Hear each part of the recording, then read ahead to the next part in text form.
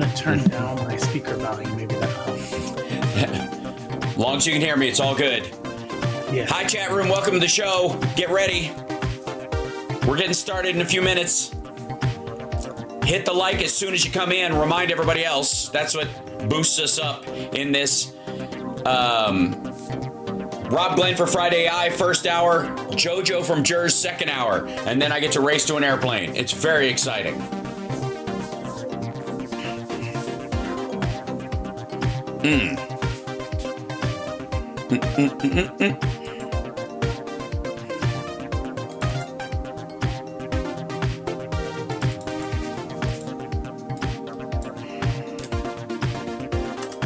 Man, could Trump like be shitting the bed more than he is right now? Oh my God. It's ridiculous. It's like, yeah, he's given up. He's given up. Yeah. Seems that way. Like the idea that they think that any of that's going to work is crazy. And if it does, then we're in a lot of trouble. Well, it's not working currently. No.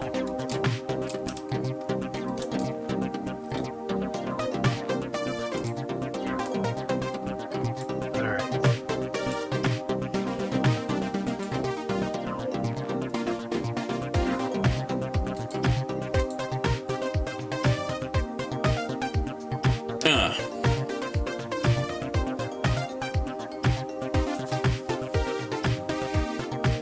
He shat twice by Boston Brian's count. He shat twice on stage. And apparently the sound engineer that was working on the RNC said he was farting audibly during the entire speech.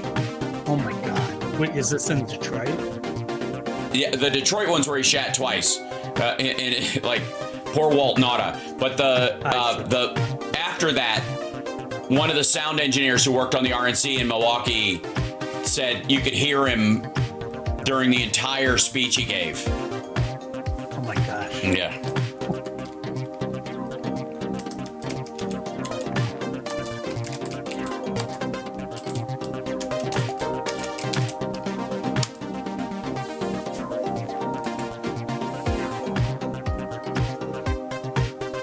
Why are you doing this to me? Okay, there it goes. It's always something. Things just don't always work the way they're supposed to. No, they don't. It's funny that way.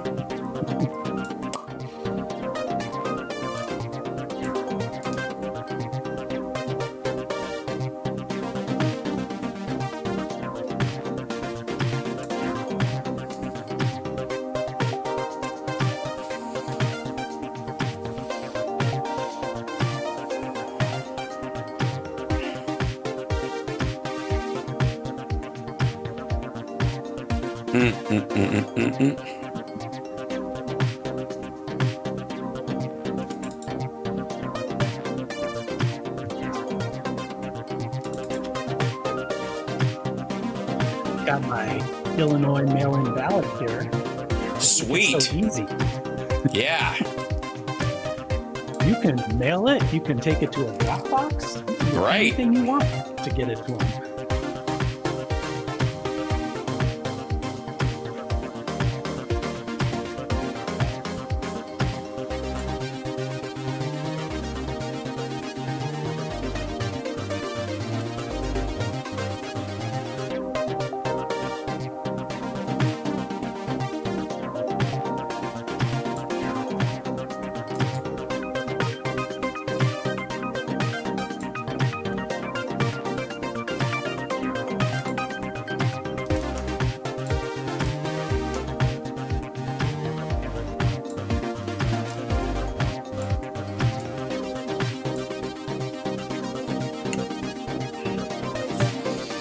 All right. Okay, we're up on Instagram. We're ready to go. Everything's rolling. You're good. I'm good. We're good. Let me start in by saying welcome to the show, everybody. It's HAL Sparks Mornings Mega Worldwide. That's right. It's Friday. That means Friday Eye with Rob Glenn, first hour, and second hour. JOJO from JERZ is joining us. Say that 10 times fast. And we're going to go over some of the polling data in Pennsylvania, which I have to say is. If you follow me on Shitter, you will see that I posted earlier that Harris is going to win Pennsylvania by about 120,000 votes minimum. And I will show you exactly mathematically, intellectually, psychosexually why I believe that in the second hour along with JOJO, because I have a lot to back that up. I am not talking out of my keister just for the sake of it. But welcome to the show, Rob Glenn. There's from Root Design in Chicago, my nerd brother from another mother. And first of all, there's been so much news in the world of the coming robot uprising in the last 24 hours that it's almost hard to keep up. I think my favorite one was when Elon Musk unveiled his toaster. I don't know if you saw the robo-taxi. But it's not that far off from the taxi in Blade Runner, is it? Kind of has similar lines to it. Yes, it has a similar thing, except that unlike the one in Blade Runner, it can't go over speed bumps. It's got Lamborghini clearance. It's the dumbest thing I've ever seen. Like, honest to God, there's a reason that shit happened on a studio backlot, and we'll be showing you that in just 1 second, folks. But my favorite part of the whole story of that, if I may, right out of the gate, was this one. Elon Musk just showed the world his shiny new robo-van. There's already a Chinese vehicle with the same name. Now, look, robo-taxi is not the most original name in the world anyways. It's a little stupid, little 80s, little on the nose. Right. And that's kind of the point. Like, even the Cybertruck design is cribbed from the fact that the original Tesla, that was not designed by him at all, used the body of a lotus. Right. That was the trick. And I've said for a long time, if the big three want to sell electric cars hand over fist, all they got to do is reissue the 1968 Camaro with an electric engine in it and modern dash, and it looks exactly the fucking same. Don't change the exterior at all. The only difference is shoulder belts, maybe a bridge point at the roof so that when you roll over it doesn't crush your head like the original, and fancy up the dash and put and it'll be a trunk in the front instead of because all the batteries are underneath, right? Or what have you. The commercial should be a drag race between it and the original. And it would just kick its ass. And it would be silent. So, all the stalkers with hot cars would be like, I can't wait, right? I can't wait to sit outside her house. Yeah, right. Yeah, I can view from the bushes. She didn't hear me rolling up. It's like sneaking into your parents' house after you used to have to kill the engine and coast into the driveway. Shit, right. Electric car kids won't know how to won't have any idea what that was like. Of this Chinese vehicle, same name. When I saw that, the first thing I thought was, well, he built a factory there, so the Chinese stole it. Everything he's got. That's exactly right. They stole everything. The BYD. So the BYD is the biggest selling electric car in the world. Why? Because China produces them using government subsidies, and then they park them in fields and let them rot. They register them to people that died during fucking COVID. People who died during COVID are buying cars in China. Let's just in Chinese people, they're not using the identities of other people, insofar as I know. So I wouldn't rule it out, but for the most part, it's just Chinese people who died during COVID all own electric cars that don't drive, which is not shocking, I suppose, the most obvious part of it. But they're all parked in fields rotting. It's totally dumb. But it jacks up the numbers of BYD and makes it far and away the biggest selling electric car in the world.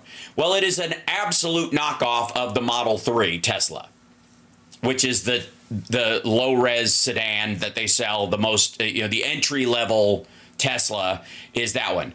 And it's made at a factory down the street with the same fucking equipment. It's so obvious. The same thing would be true, of course, of this. Right? That also, I would argue, since he doesn't really have any original thoughts, and he's sort of the inventor equivalent, and I'll show you what I mean when it comes to Optimus. Ladies and gentlemen, so this is Optimus. This is the Tesla bot. Now, the Tesla bot was completely stupid and could barely walk, and its hands had 11 points of articulation and all that kind of stuff in January. And now it's got, I guess, 32 points of articulation in its hands and stuff. Okay, why is that? Because NVIDIA created Eureka, which is a program that allows you to design in a virtual environment an articulatable, device, and then just print it based on the coding that AI would give you. Also, it can talk and sing happy birthday, and it's so charming. Yeah, because Grok is built on the architecture of ChatGPT, and ChatGPT solved its reasoning capability issue 3 weeks ago, and all of a sudden it's launch time. So these things, they had to march out. Let me see if I can find this. A robot with arms and legs instead of a robot with wheels. Okay, that's, by the way, a lot of them have legs and arms. I don't know why he thinks the first Neo, which was Eve and Neo 1, are the ones that basically this is all ripped off from, had wheels. The Eve has wheels for a reason, because they're meant to be used in like old folks' homes, and and the stability of a base gives them more weight in case they have to help somebody, but they can't chase you because they can only go as far, like you can run up the steps and they can't follow you. So that's the safety aspect of it. These guys are taller than the Neo and slightly stronger, which is why he's going to use them for industrial shit. But they're less safe around people because of that very thing. Like, you know what I mean? This is a brobot. And we've made a lot of progress with Optimus. What he means is, for the record, other people have made a lot of progress with their robots, and they have just literally cribbed it. And as you can see, we started up with someone in a robot suit, sort of down, and then we've progressed dramatically year after year. So if you extrapolate this, you're really going to have something spectacular, something that anyone... Yes, that's the... you notice that too, Rob? If you extrapolate this, you're going to have something spectacular. This is him. This is the Elon Musk version of 2 weeks. Right. He's like, I know this is not that cool. Right. But in the future, it'll be cool. Yeah, in the future, it'll be cool, and it'll be slightly behind everyone else. Now, there's value. There's a difference in some tech, and maybe you can explain this to some folks, being not the first in a tech, but second or even third. Absolutely. And he's almost always a second or third. Yeah. Because this is like there's 3 or 4 other companies, including the Neo. There's like Form 1. There's 4 or 5 of these, and so they have this thing walking around. It's in the ads and all this stuff, and this is almost a direct copy. This ad is almost a direct copy of the ad we saw for the Neo when they launched it. It is just one step slightly up from it. And if it works like this, it is impressive. Mm-hmm. Yeah. But he wants to be this. He wants to come in late and say he's the inventor of all things because he's so brilliant, and it's just not true. Right, and it all runs on ChatGPT, or the large language model, and the machine learning under the basis of that. So it's sort of the equivalent of like making an app and selling it on the Apple iPhone store, on the iOS store, and pretending you invented the phone. That's essentially what it is. You know what I mean? Or the case, like that. It's even worse. It's you invent a MagSafe case that opens and that kind of stuff and can hold your credit cards and all that stuff, and it's magnetic so you can stick it in your car or whatever, and claiming that the iPhone is your invention. That's essentially what it is, because it's a case for ChatGPT. It's actually maybe worse. You're the guy who consolidated money with Chinese and Russian and yes. Saudi Arabian investors. You invested in the company that made the case, and then you claimed you invented the whole thing. Right. Yes, that also. So this guy has. Okay, so this guy has a conversation with this Optimus, and it's an interesting thing because, and this is key to the demos that we've seen so far. And again, I have said, and I think you agree, that how fast this shit enters our lives is going to be it's going to make your head spin. Like how fast these robots have already shown up. The figure 1 is already on figure 2. That's why he released this as Optimus 3, because he was just jumping numbers. This is Optimus 1. Don't let anybody fool you. But figure is already on 2. It walks, does all this stuff too. It's just silver, right? The Boston Dynamics one that we saw that turns around, that's autonomous, and it's got the big fucking ring light for a face. That one's well ahead. It can do somersaults and all kinds of crazy shit, and it is just as capable. Its hands are just as articulate, and now it's got ChatGPT built into it, so it can reason and chit chat with you, all that shit. Okay, that's all going to happen. So yeah, go ahead. That's the key, though, is that, you know, articulating robots have been around a long time, and there hasn't been a reason to really heavily invest in them to the standpoint that it's happening now, because the interface to work with that robot was something that normal people wouldn't deal with. Right. You might do it if you were an engineer and you were in charge of a factory, because then you're like paid a lot of money and you have a team that's specifically doing something that has value to the company. But a robot standing there that needs a computer to like program it, and it's totally devoid of all these things, is useless to an average person, right? So what made phones cheaper is that everybody has one. Well, same thing is going to happen with this. This robot is effectively the physical side, the hardware side of the software. And what ChatGPT or any these large language models are doing is it essentially, like, if it did nothing but stand there and talk back and forth to you, that would actually be enough for a lot of people. Yeah. But it's that interaction. So now you say, hey, go over there and get milk from get me a glass of milk. I just made that. Right. That interface, that if you had to program that, you just never would do it. But if you can just tell it, go do this, and it then figured out how to do it, that's worth something to people, right? Yes. So its volume was created by large language models, allowing normal people to interact with it and make it work the way they wanted it to do. That's exactly what's happening here. Right, exactly. Right. And so this is, here, you'll hear part of the conversation real quick. It's insane. It's even talking. Say hi to my friend John. John? Where's John? Right here. Oh, hello, John. How are you? How are you doing? Very good. It's crazy. I'm talking to a robot. From San Jose.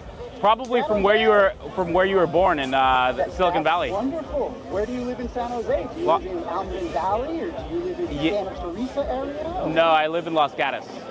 Los Gatos. Oh, wonderful. It's very quick and responsive. Where do you live? Beautiful hiking. It is arguably zero. Yeah, the latency is almost zero because they're because the servers are nearby. Let's be abundantly clear. Like right now, and the best example I can give in this circumstance is, why is my phone in the other room? Hold on one second. Is the hi chat? I'm going to take over the show. And Hal can hear me, so I shouldn't say anything mean about him. You can say all you want mean about me. So on my iPad, I have ChatGPT built in here, and I'll give you an example, everybody, of as soon as it wakes up and kind of connects. Good morning. Oh, hold on. Connection failed. Trap to retry there because everybody's using it. You only get an hour of the best. Good morning. How are you? Good morning, Hal. I'm doing well, thank you. How about you? Planning anything exciting for today? I'm actually talking with my buddy Rob about the advancements in robotics that are happening right now and the sort of architecture of ChatGPT underlying their ability to communicate. It's pretty fascinating. That does sound fascinating. The intersection of robotics and AI, especially with models like ChatGPT, is really pushing the boundaries of how robots understand and interact with humans. Yeah, that's just what Rob was saying. Topics for you. It's a hot topic for sure. There's so much potential in my guidelines won't let me talk about that. Can I help you with something else? No problem. I understand. I think you misheard me, but that's okay. I appreciate it. I'll talk to you in a bit.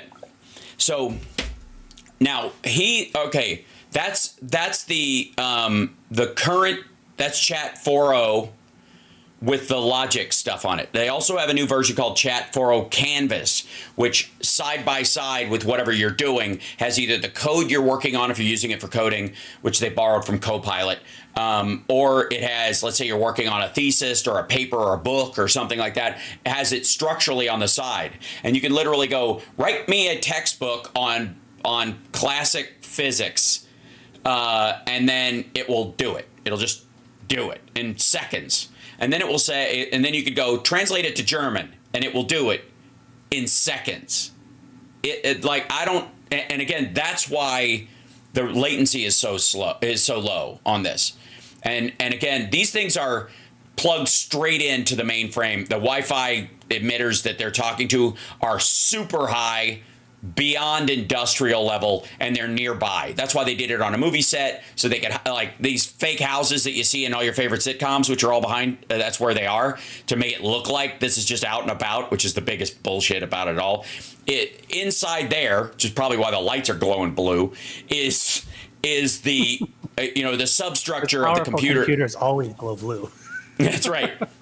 Well, they have to if you're a nerd like Elon Musk. Here again. So this is my Where point. do you live? Is like your. Oh, I sorry. live in Go ahead. Palo Alto at the current moment. Figures. Yeah, this is awesome. That's where they train us, that's where we get our builds, and that's where we work with a wonderful group of people. What's the hardest thing about being a robot? Trying to learn how to be as human as you guys are. Yeah. So straight up Star Wars, no matter what you say. And again, all that's happening there is the articulated hands and the gestures that are built in to describe stuff, which is pre-programmed. And the way they do that is it's all video games and Eureka. It's just all, like they just take human beings with stuff and go, this is exasperated, this is comfortable, this is and then they make it go through those iterations multiple times over and over and over and over again until it seems normal with tons of input, tons of data, and then it eventually kind of gets it right. So this is, let's see this. This is them. By the way, this is all them doing the Trump jerk dance or whatever. I don't think that's an accident. This is just like an incel strip club. That's all this is. Can you give a peace sign, Optimus? Can you do the peace sign? There he is. That's I got it. another one. There you go. Oh. Yeah, hell yeah. Sorry. Quite natural. There's like how do I say it? Like there's like grit to them, or not grit. There's subtleties to them. Yes. That to the language. Quite sophisticated. Yeah. Somebody said 718 hours of HAL. That's right. They've just like looked at all my hand gestures. I've got like somewhere in a lab in Palo Alto. They're watching my show and there's dots on the tips of all my fingers and my elbows and yeah. Right. So what I'm trying to articulate though is this is a piece of hardware. Yes. It's an electromechanical device, and the thing that makes it feel like it's made a giant leap are two things. It's like you said, it's ChatGPT, which is a separate thing. It's not the robot. Nope. And when you communicate with it, you've gone over the uncanny valley. You believe it now because of all the subtleties of ChatGPT, and then the movement. That's the second thing. Right. And so the articulation of the robot doesn't need the subtle movements to do its function. It can be like, super not subtle at all. But yeah, it can do the robot. Comfortable around it, yeah. But for people to believe it and feel comfortable around it, it needs those little extra things So those two things are what effectively took the electromechanical thing, which has been, people have been making robots for a long time. And it feels like it jumped really far forward when it really didn't. It's literally just still iterating, just like it always had. Yeah. Well, and in this particular instance, again, most of what you're seeing is like one or the other. And it's very fascinating to me that you're seeing these things in all these videos. I mean, they definitely walked out there, but they got 3 or 4 guards from the Tesla guys around them so they don't fall over. They're standing still while they're talking, so they're not yet doing this thing like where they're turning around and going, oh, hey, because that's a next step. That's another big leap for these things. And what they... Is there anybody out there talking about how much of this is pre-programmed versus happening autonomously? No. And I would be a little suspect of... Yes. I would be a little suspect of these subtleties that are happening, that those are pre-programmed. Yes.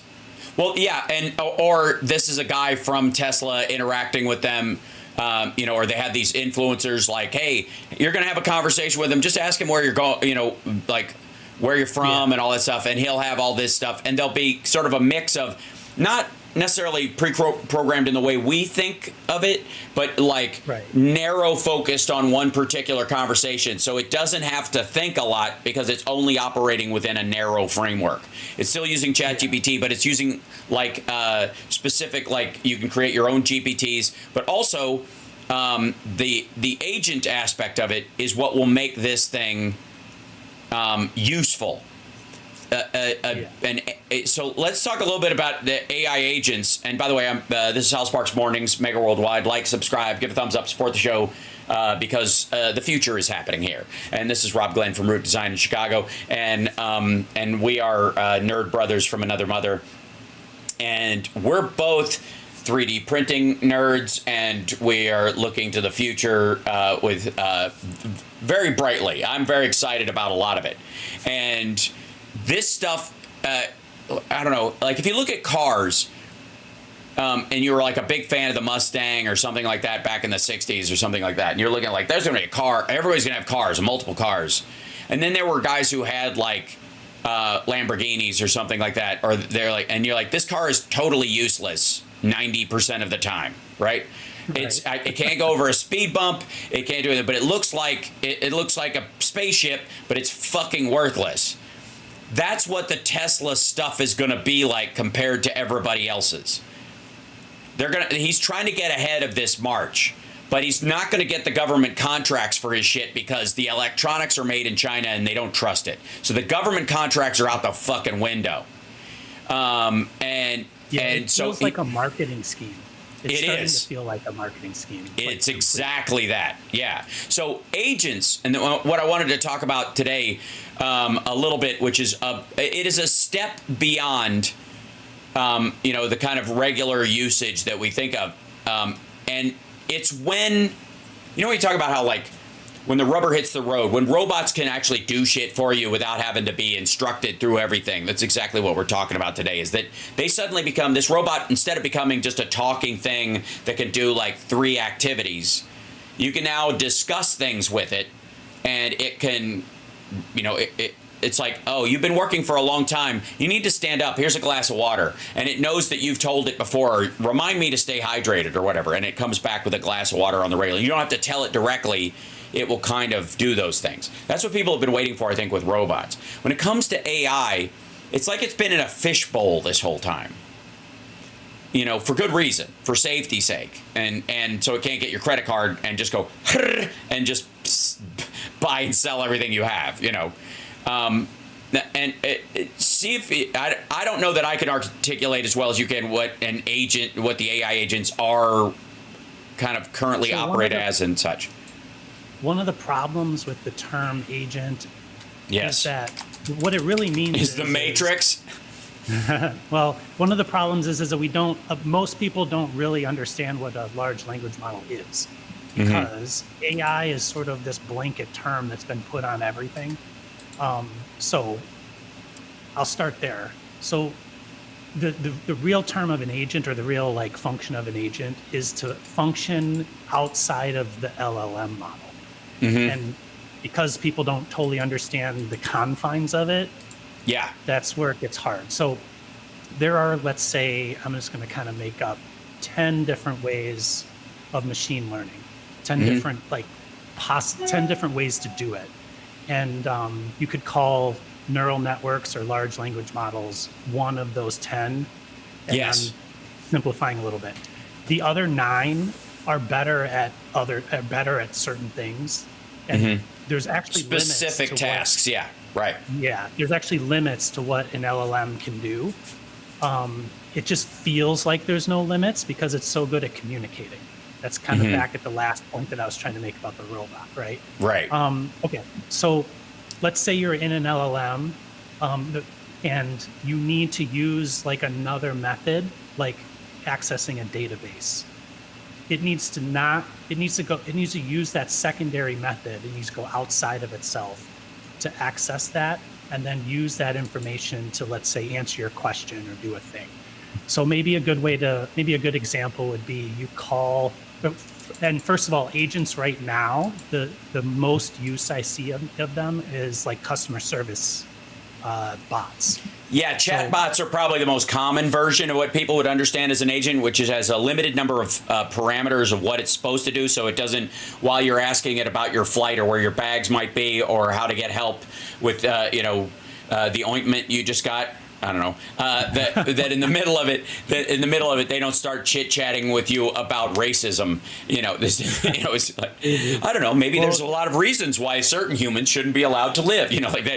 So they narrow focus the chatbot on a very limited number of parameters about what it's about to discuss, which is what the ChatGPT just did. I don't know what it heard from what I was saying or what it picked up that was outside what it can talk about. Right. But it's limited in that way, and that's not necessarily a bad thing. There's like the easiest parameter is professionalism in those.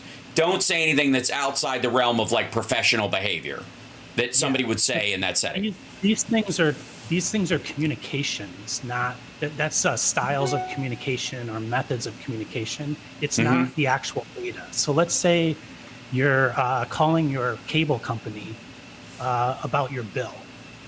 Stored in the LLM is not your customer number, your name, your telephone number. That's in a database. So for an agent, like if you were to call just a physical person, that person would be on a computer and they would ask you for some information to verify who you are. And they would be accessing a database. And that's a really quick way to get that information. That's not a good task for an LLM. It doesn't store that information. It's more like learning about like verbal language and things like that, if you will. So if you talk to this agent who's no longer a person and you need it to look up the company needs it to look up your customer data, it would go access the database, get that information, and then continue to communicate with you based on that information. So that's like a very simple example of an agent, right?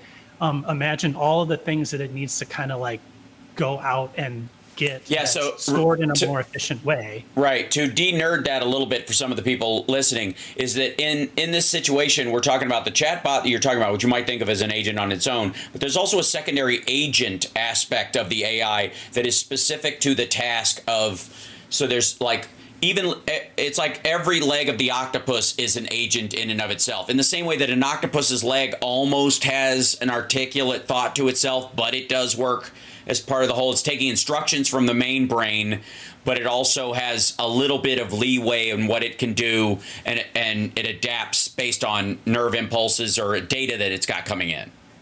Yeah. So if that customer service person was in India, an Indian person who speaks English on the phone, they would use a computer to access that. Without that person talking to a chatbot, that chatbot needs access, just like that person did through the computer, to that extra information that is not part of its model, I'll call it. So what's really cool about agents, though, is that you're communicating So if you think about it as the people who you're talking to, the companies who you talk to on customer service, which I think is a really good model to kind of figure out what it's doing. Yeah. The reverse of that is you can make your own agent that calls the company, Right. and it has the task of, let's say, trying to get your late fee taken off. Mm-hmm. So you can train your own agent to call their agent, and the two of the agents can basically solve the problem without you, or try to, do the thing. Imagine you have your own AI chatbot that calls the customer service chatbot with a mission of its own, and it does everything it can, goes through the boring wait time, all that kind of stuff, sits on hold if it's even necessary when it talks to a real person. Right, but in theory, there might be a real human being in their chain, and there doesn't have to be on yours, right? And it knows what it's got, what it's allowed to do, what it's allowed to accept. Like, hey, I don't want anything less than, either my bag back or $50, whatever the thing is, that I lost or whatever. I don't want to hear anything other than that. So keep working at it until you get that, or until you hit a wall, and then come back to me. And it will do that even if it has to talk to a human being. But most of the time, it will talk with this chatbot going, okay, and that'll be that. And you don't have to be like fucking, you are 15th in line, like that. You now have that. You now will have that ability. Right. Yes. So the other way to do it would be you're on your computer in a chat session. And a lot of companies now allow you to either call them or use a chat session. Right. So the first step of that would be they have an agent on their side that's communicating with you. That's their representative in that case. And you're right that most of them have sort of like a secondary human component. So one human, instead of having to communicate with 50 people, that human uses a chat bot, and they're just monitoring, and they only take up the ones that kind of filter to the top that are too hard. Right. Now, Google had a really cool, this was many years ago, like 3 or 4 maybe years ago, where they used their AI assistant. At the time, it was like not called AI, but to call and make an appointment to get their hair cut. And the interesting part of that is, like, there's choices in that conversation that you can give parameters to. You mentioned it with the luggage. I either want my luggage back. That's like the number one goal. And if I can't get it back, $50. So what's the sort of tipping point where you finally choose the $50, right? Because you really want your stuff back. And if you're on the phone and you've been there for 5 hours and you haven't talked to anybody and you finally get someone, your tipping point is a lot less, probably. Right. So at any rate, the conversation is like kind of complex. I have some time between, let's say, 10 and 2, but I prefer the closer to 10, and I don't want it to hit my lunch. Go make the appointment for me.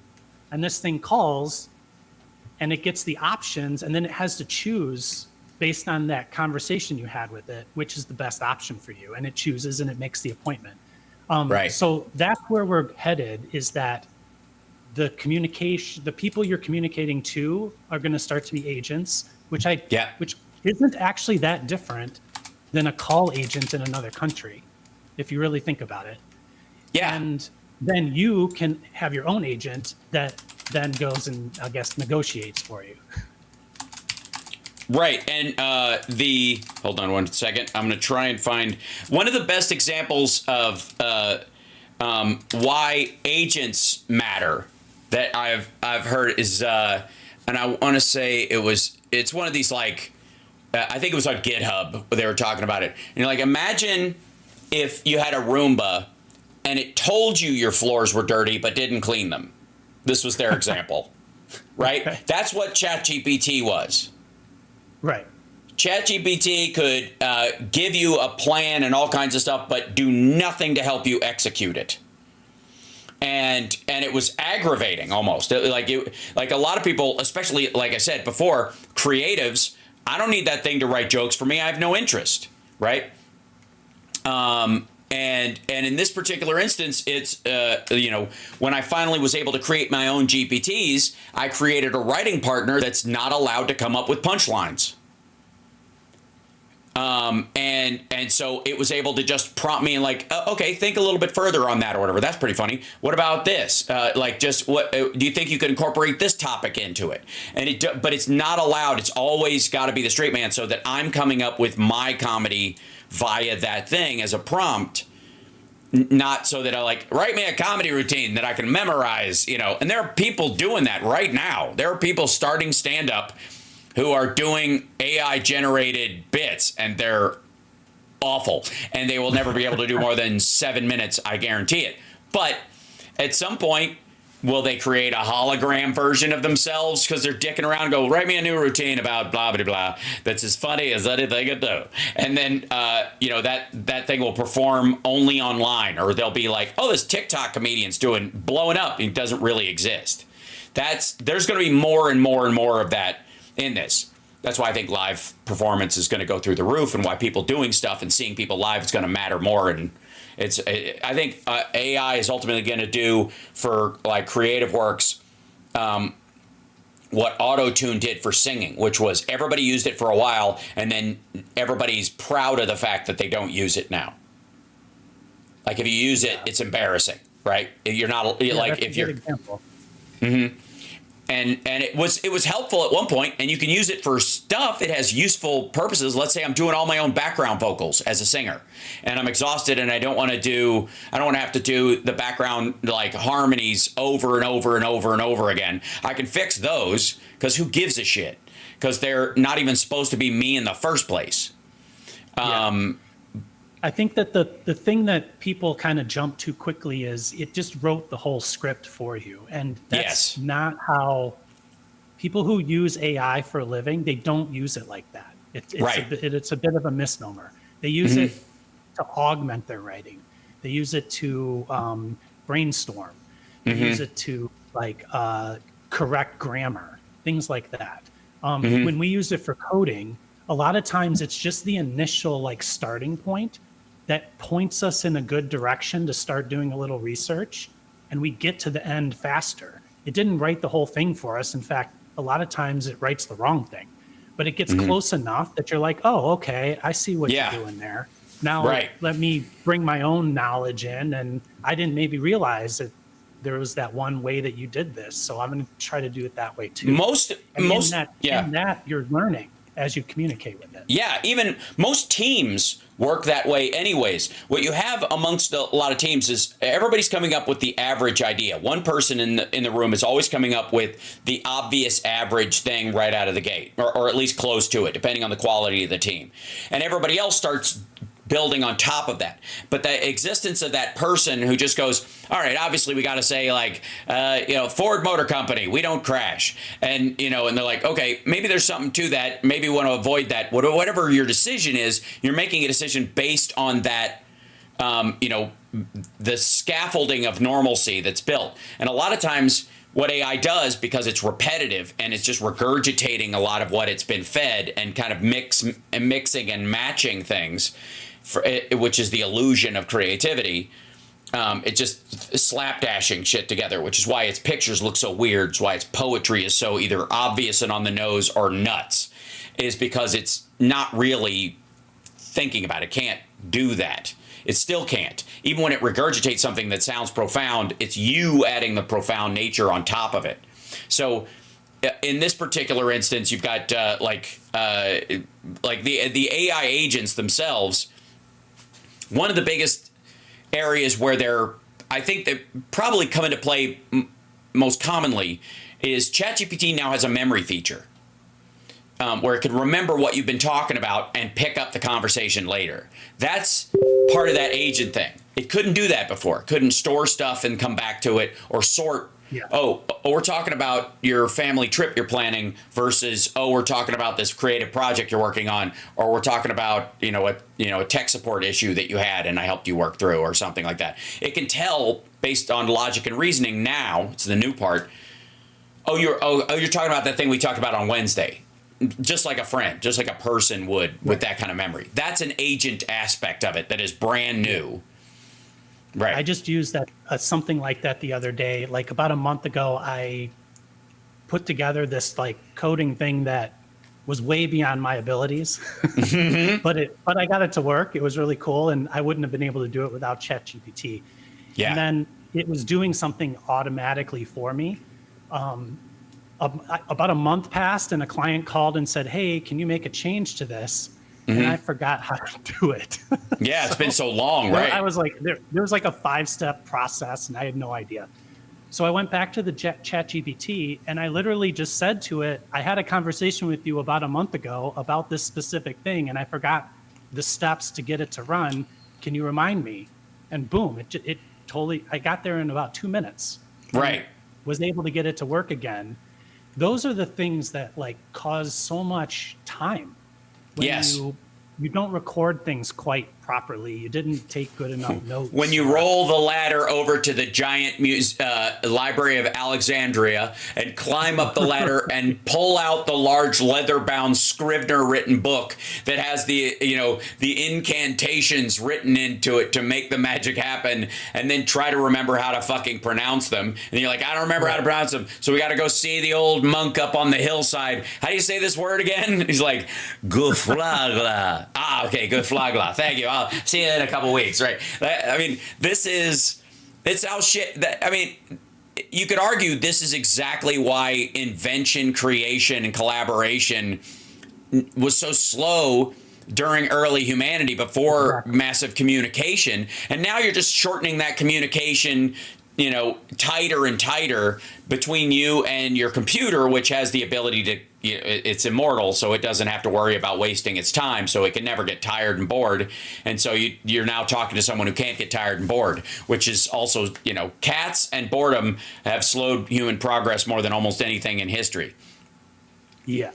So, those are the types of tasks. It's like, are we, like, there's a lot of angst around it, but like, are we, and we should have this conversation, are we okay with replacing jobs that we already replaced with customer service agents in India? And when I say replace, I mean, we're going to have somebody in the US that can quadruple their output. Right. And that person will still have a job.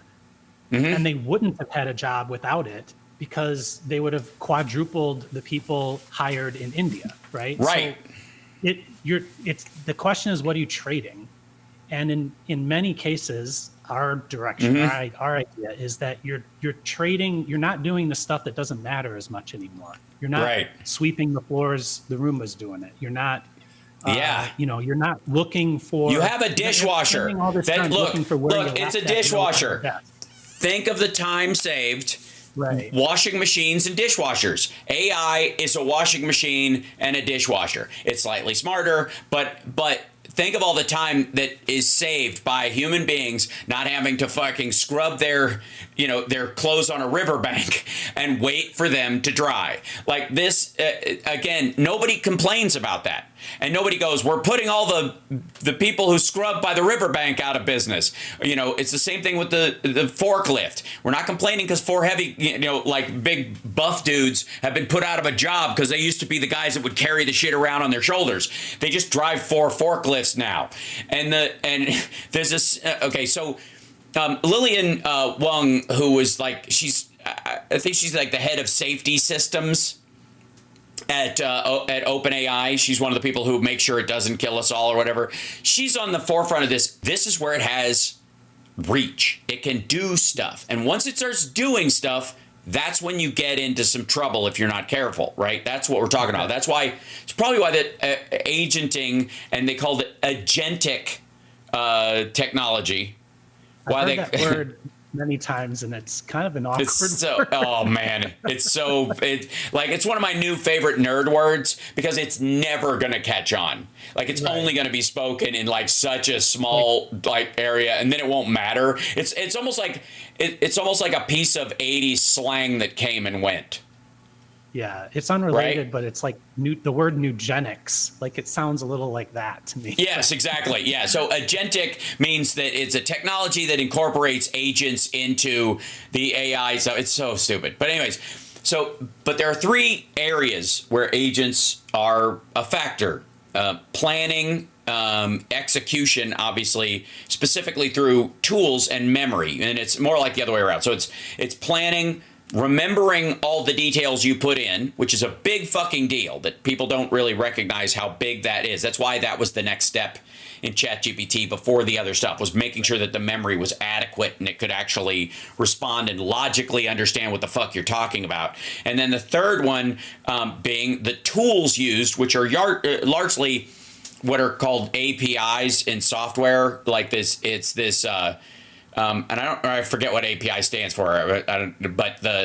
But Something, basically programming interface, I think. Yeah, automatic programming, whatever. Anyways, the point is like it has your credentials on a site, so that I have to use an API, for example, to stream on all the sites I'm on. They all have API setups so that you have a credential that says, this is my streaming device, this is my streaming key, my stuff is going onto my page, and so other people, it's like a password mixed with a bunch of other go-between software things, and there's always a software to it. There's an API for the Stream Deck that I use to build buttons for it. Yeah, interface. Application programming interface. There you go. Even though it's not just for applications. I can't hold these things in my head like HAL can. Yes. Yeah. And yeah, everybody's yelling it in the chat room too, because it takes them a second for the chat to catch up with us. This is why ChatGPT is so good for me, because I'm dyslexic and I just literally can't recall stuff. So track of the stuff you like and are interested in. But so the API thing of it's this is the part where people start screaming Skynet, and that's what an AI agent step. That's what worries everybody, is that they set up a factory that creates this liquid metal that can allow it to make everything. It liquefies steel or aluminum into a goo that you can use to make all electronics and that stuff. And then it starts producing it. There's a hitch or it's some sort of failure in the programming, and it keeps producing it until the world is full. Right? That's the full of silver goo. The only way to fix it is to nuke it. Yeah, right. Which just gives it more power. Right. But Skynet, here's the thing. Skynet, for in all honesty, in the story, would be an AI agent. That's what it is. That's what this is. That's what the definition of it is. Now, there's a reason why it's agents instead of AI. And the reason is agents would have a very limited scale of what they can do. Right. And so Skynet would never be able to create robot factories that create killing machines until it runs out of material, and then go and reclaim vehicles and start throwing them into a big grinder. So it couldn't do it. It wouldn't allow itself to do it, because it would automatically have programming that says, yeah, don't do that, because it's an agent. But, right, we're all worried about it coming alive and suddenly deciding it hates humans as much as your worst uncle. Yeah. Now, there's going to be mistakes. There's going to be accidents and mistakes, and those things aren't the same as a sentient agent, purposely trying to cause trouble, right? And also, there will be actors out there trying to use the tools to cause trouble. Same thing as bots that are happening right now. So when we think about these things, that's what it's always so frustrating. We talk about it almost every week, is that the problems we're currently having right now, if we solve them, they will be the framework for how we solve everybody's worry about Skynet coming. Yes. That's the framework. It's really foundational like that. And it's not this crazy complicated thing that nobody can understand. It's actually there's some pretty simple things you can do to keep things from turning into that. And those are the things we should be doing right now. Well, and we are.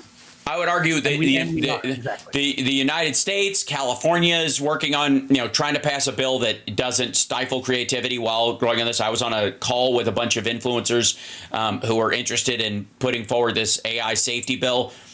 I was brought in late to the process, so I had some questions. And I don't think anybody there was prepared to answer them, because you and I do this. You were that guy. I was that guy. One of the things that was in there was that they wanted the state of California to create a cloud like fish tank where they could try these AI things inside them to see if they're safe first. And each iteration would have to wait until it clears to be released. The problem with that, besides the fact that while we think of like version 1, version 1.2, version 1.3, in LLM iterations, it's millisecond iterations of the growing version of this AI. It's the very thing that makes it scary, also makes it like impossible to not stifle the creativity of it and the development of it, because it happens so fast. It fixes its own problems a lot of times. So if you're waiting for somebody to go, yeah, let it clear it, Gary, you know, and let it go through like it's a fucking some dude with a lever, like you can let this one out, you know, is a little silly. And they didn't quite explain how and when that would happen, because it would literally take years for them to create this cloud capture device like fucking Ghostbusters, where they would put all the AIs, you know, when the light is green, the trap is clean, you know. By the time they passed the budget to pay to start the program, everything would be different. So too fucking late. Yeah, right. And you wouldn't even be talking about this. Right. The first thing a developer would do would be to VPN out to Nevada or Illinois or something, and because they didn't have that restriction and right.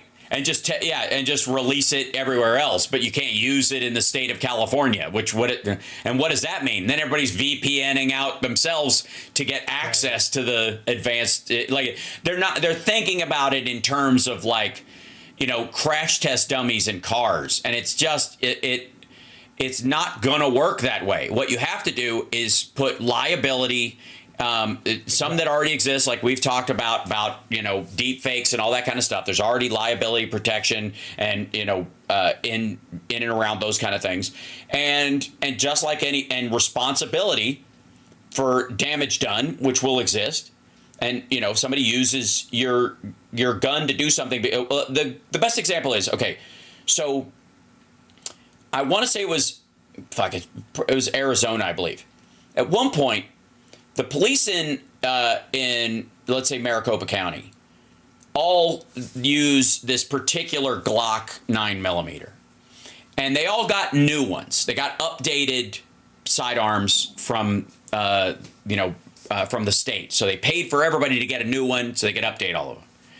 What they didn't know was that the pressure, because they're largely used for self-defense and they were a big seller amongst women who have lighter grip strength in general, that they had lowered the pressure it takes to pull the trigger by a measurable amount, and so the gun goes off easier. And so they had a couple of cops shoot their own legs. They had people get shot in, you know, exchanges where they were holding them because they had to put their finger on the trigger because the person had a weapon, but even the slightest pressure triggered the trigger. And that's one of the reasons why you saw this fight about suing gun manufacturers, right? And by the way, they fixed that part of it. They took them all, everybody give your guns back. Happened like three things happened. They're like, give your guns back. And they tuned them back to the setting that they were for everybody that takes a good strong pull, right? But they had been fixed to have a hair trigger, right? There's a lawsuit there that happened, like and they were settled because it wasn't the cop's fault, and the cop that was injured was able to sue, and they sued the manufacturer not for the sale of the gun and all that kind of stuff, which is what the Republicans are always trying to block, but they had changed the factors of this gun without telling anybody, specifically when they were selling them to police departments, and they got people killed. And so they settled out of court about this, and they stopped doing that. There's a similar thing that exists with these AI companies. Hi, JoJo. She's waiting in the wings. There she is. So I think, like you and I have said, there's a lot that already exists that we can count on, again, in the deep fakes world and stuff. It's still a crime to create fictional actions that somebody didn't do that are, you know, that would get them in trouble with their employer or get them, you know, to not be elected or put their lives in danger. That all exists. Somebody makes a deep fake of you and you get a death threat because of it, that person is on the hook for it. That person who made the deep fake. By current law. You know, the same way if they photoshopped a picture of you strangling a baby and told everybody it was real, if AI did it, doesn't fucking matter. If they got it off of AI, they're using that tool as a weapon, and it's still illegal. So this is the standard Republican line. There's laws out there. We should enforce them. And that is actually our point here, is that yes, the laws that exist can be used to overlay over the actions that AI is being used for. In this case, Gen AI. That's right. We just need to prosecute those properly, and that'll solve many of the problems. Well, and then we talk about what some of the simple things are to get in front of the problems. Right. Like you should tell everybody when it's a bot or when it's fake. That's right. We need a bot labeling bill in Congress right now. If there's a bot online, you can have them. That's fine. But they should have a label on them. They just have to. Yeah, and that should be prosecuted like at the Facebook and Twitter and Google level. Like, that should be prosecuted that it's fraud. At that level. It's considered fraud, and it will come from, I believe, the final lawsuit, when it does happen, and it will happen, will come from advertisers who have bought into the idea that there are this many users on Facebook or this many users on Twitter, and a lot of them are bots, and they have been cheated. There's already a bunch of stuff where they're paying lower rate anyways because they wink and nod and know. But there are some companies that don't know this, may have spent a lot of money trying to do social media advertising, and it didn't actually help because they were talking to like they were pissing in the wind. There was nothing there.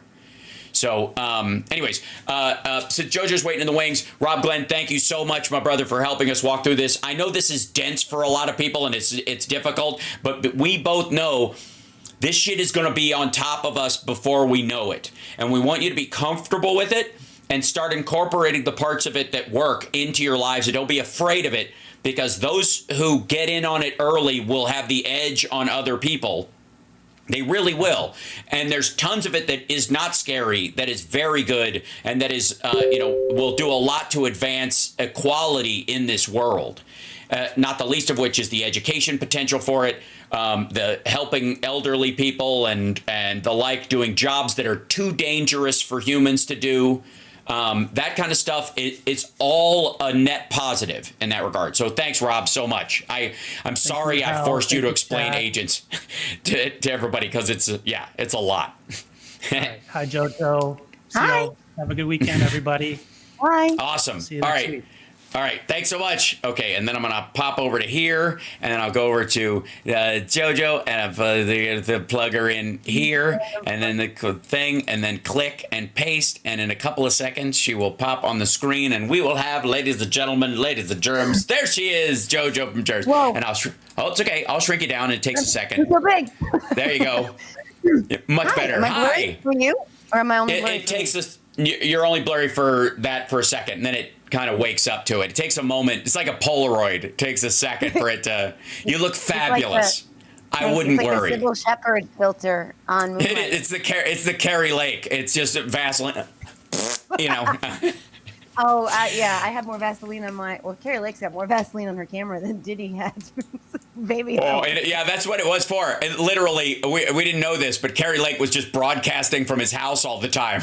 She thought it was totally fine, but there's somebody off camera going all over the. She thought Freak Off was a casting call. It's like, Freak Off? Is that ultra super mega?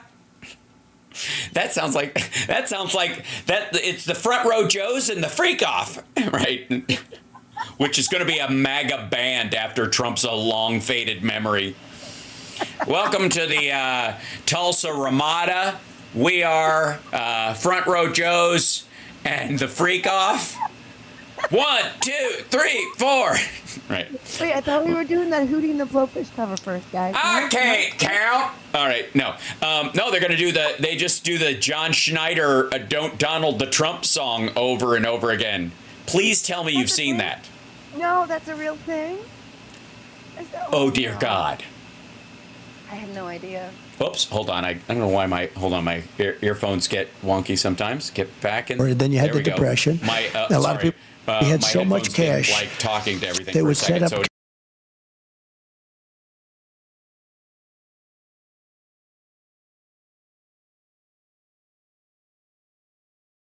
so much We're money, back. There we all go. from What the tariffs. hell? There was no income tax. And then they went Why to the is income Trump playing tax in the stuff, and it was a background? whole different story. Then you had So the Depression. weird. And a lot of people Hilarious. said, oh, I know why. tariffs Hold on. maybe It's caused up it. here. It didn't. It triggers that thing up there. Good Lord. That's He from really him at the. needs, Tariffs for Dummies book. Oh my God. Okay. So first off, what I want to address with you right out of the gate is Tom Bondler, who does a lot of the breakdowns of the polling and that kind of stuff, did a quick run on the votes that have already been returned. Okay. Right, from Pennsylvania, in Pennsylvania, the number of the number of absentee ballots or mail-in ballots that have already come in so far. No surprise, they're lower than last time, but largely because last time was fucking COVID. And there's a bunch of people who are going to just vote for real, or they're going to walk them in later, or they're not worried about mailing them in because they can vote in person. They're not worried about dying at the fucking voting booth, right? So he goes through this, and let me show you this little guy right here. I'll move you around. Sorry, you don't have to duck or anything. I got you. Don't worry. This is all good. Hold on. Where are you? Okay. There you go. Whee! There you go. I fixed you. Okay, so he goes through and he goes, if you look at the vote reported in Pennsylvania so far, Dems have a solid advantage in terms of party registration, though the gap is smaller than it was in 2020 at this same point. Now, again, this was the people who voted in the last election are going to vote this time. You don't have to re-register between fucking elections. So we already boosted our number last time, and we're building on top of that. We're already better even then. He goes, the gap is smaller than it was in 2020 at the same point, but that doesn't tell the whole story. More in a moment. You'll also note that there are more total ballots cast reported so far than there were at this point in 2020. So by volume, human beings, there are more votes that have already been turned in at this point, even though the percentage is lower. So that should tell you something about returning votes and women voting and independents who are turning in their ballots early and people who are like already baked in. Okay. Yep. He goes, now let's look at the early vote in PA. Modeled by partisanship, it shows a wider Dem lead than at this point in 2020. Why is that? The answer is simple. The model believes that the unaffiliated voters are more Dem than they were in 2020. Okay. So when they're checking with people and they're saying, how are you voting as an independent, the numbers, she's winning with independents in Pennsylvania by a massive amount, 11 points or something like that. Okay. And those folks are like, fuck this dude. And there's a bunch of that. Who would these people be? I would argue they are, in some cases, Haley voters. In some cases, they're former Republicans who are just sickened by him. They don't quite want to be called Dems, but they're not going to. New voters. Yeah. And new voters because of Roe. Right. So that's the other part. Okay. With our data, we can closely look at these unaffiliated early voters. This chart shows the racial breakdown of unaffiliated early voters at this point in each year. They are far more likely to be voters of color this year. The white share is 6 points below 2020. Wow. So, yeah. Okay. So you've got a lot more. That's anti-Trump voters staying home. Yep. And then let's go back to the total early vote numbers, though. We can look at how these votes cast their ballot in 2020. Here we can see that an impressive 37% of GOP early voters cast their vote on Election Day in person in 2020. So a bunch of people, 37% of GOP voters who voted on the day are voting early in this vote, as compared to 11% of Dems. But the sheer number, 37% of Republicans, is not even close to 11% of Democrats. Okay, right. That's the key thing. Oh my God, 37% of what? 37% of 100 is a lot less than 11% of 1,000. Right. Right. And that's what's happening. And that's what's happening all over Pennsylvania. That's why Trump was in Scranton, and that's why he was a sweaty, farty mess yesterday. Yeah, God, that was bad. I don't even know what color. Bronze. It was like it looked like Twiggy. Oh my God! It was like the weirdest thing. Hold on, I'm going to turn you up volume wise too. But I had this feeling like he felt like he had to darken himself up because he was going to Detroit to fit in. Like it wasn't quite ready for blackface, but it was fucking close. Close. I'll add a little extra. They'll like me if I'm a little darker than usual. Like, fuck this guy. Oh my God. Yeah, because and they like me more because I'm a convict too. Because that's because that's what black people think about. Yeah, the dude cannot mention black people without mentioning criminal justice reform because that's all he thinks about when he thinks about black people. Exactly. Well, and that and what kind of jobs they can do. Yeah, right. So. Looking at gender in this thing, it says women are accounting for a larger share of the early vote in Pennsylvania than they did at this point in 2020, and in line with 2022, which was about abortion, suggesting the post-Dobbs environment continues, as we've seen elsewhere in other data.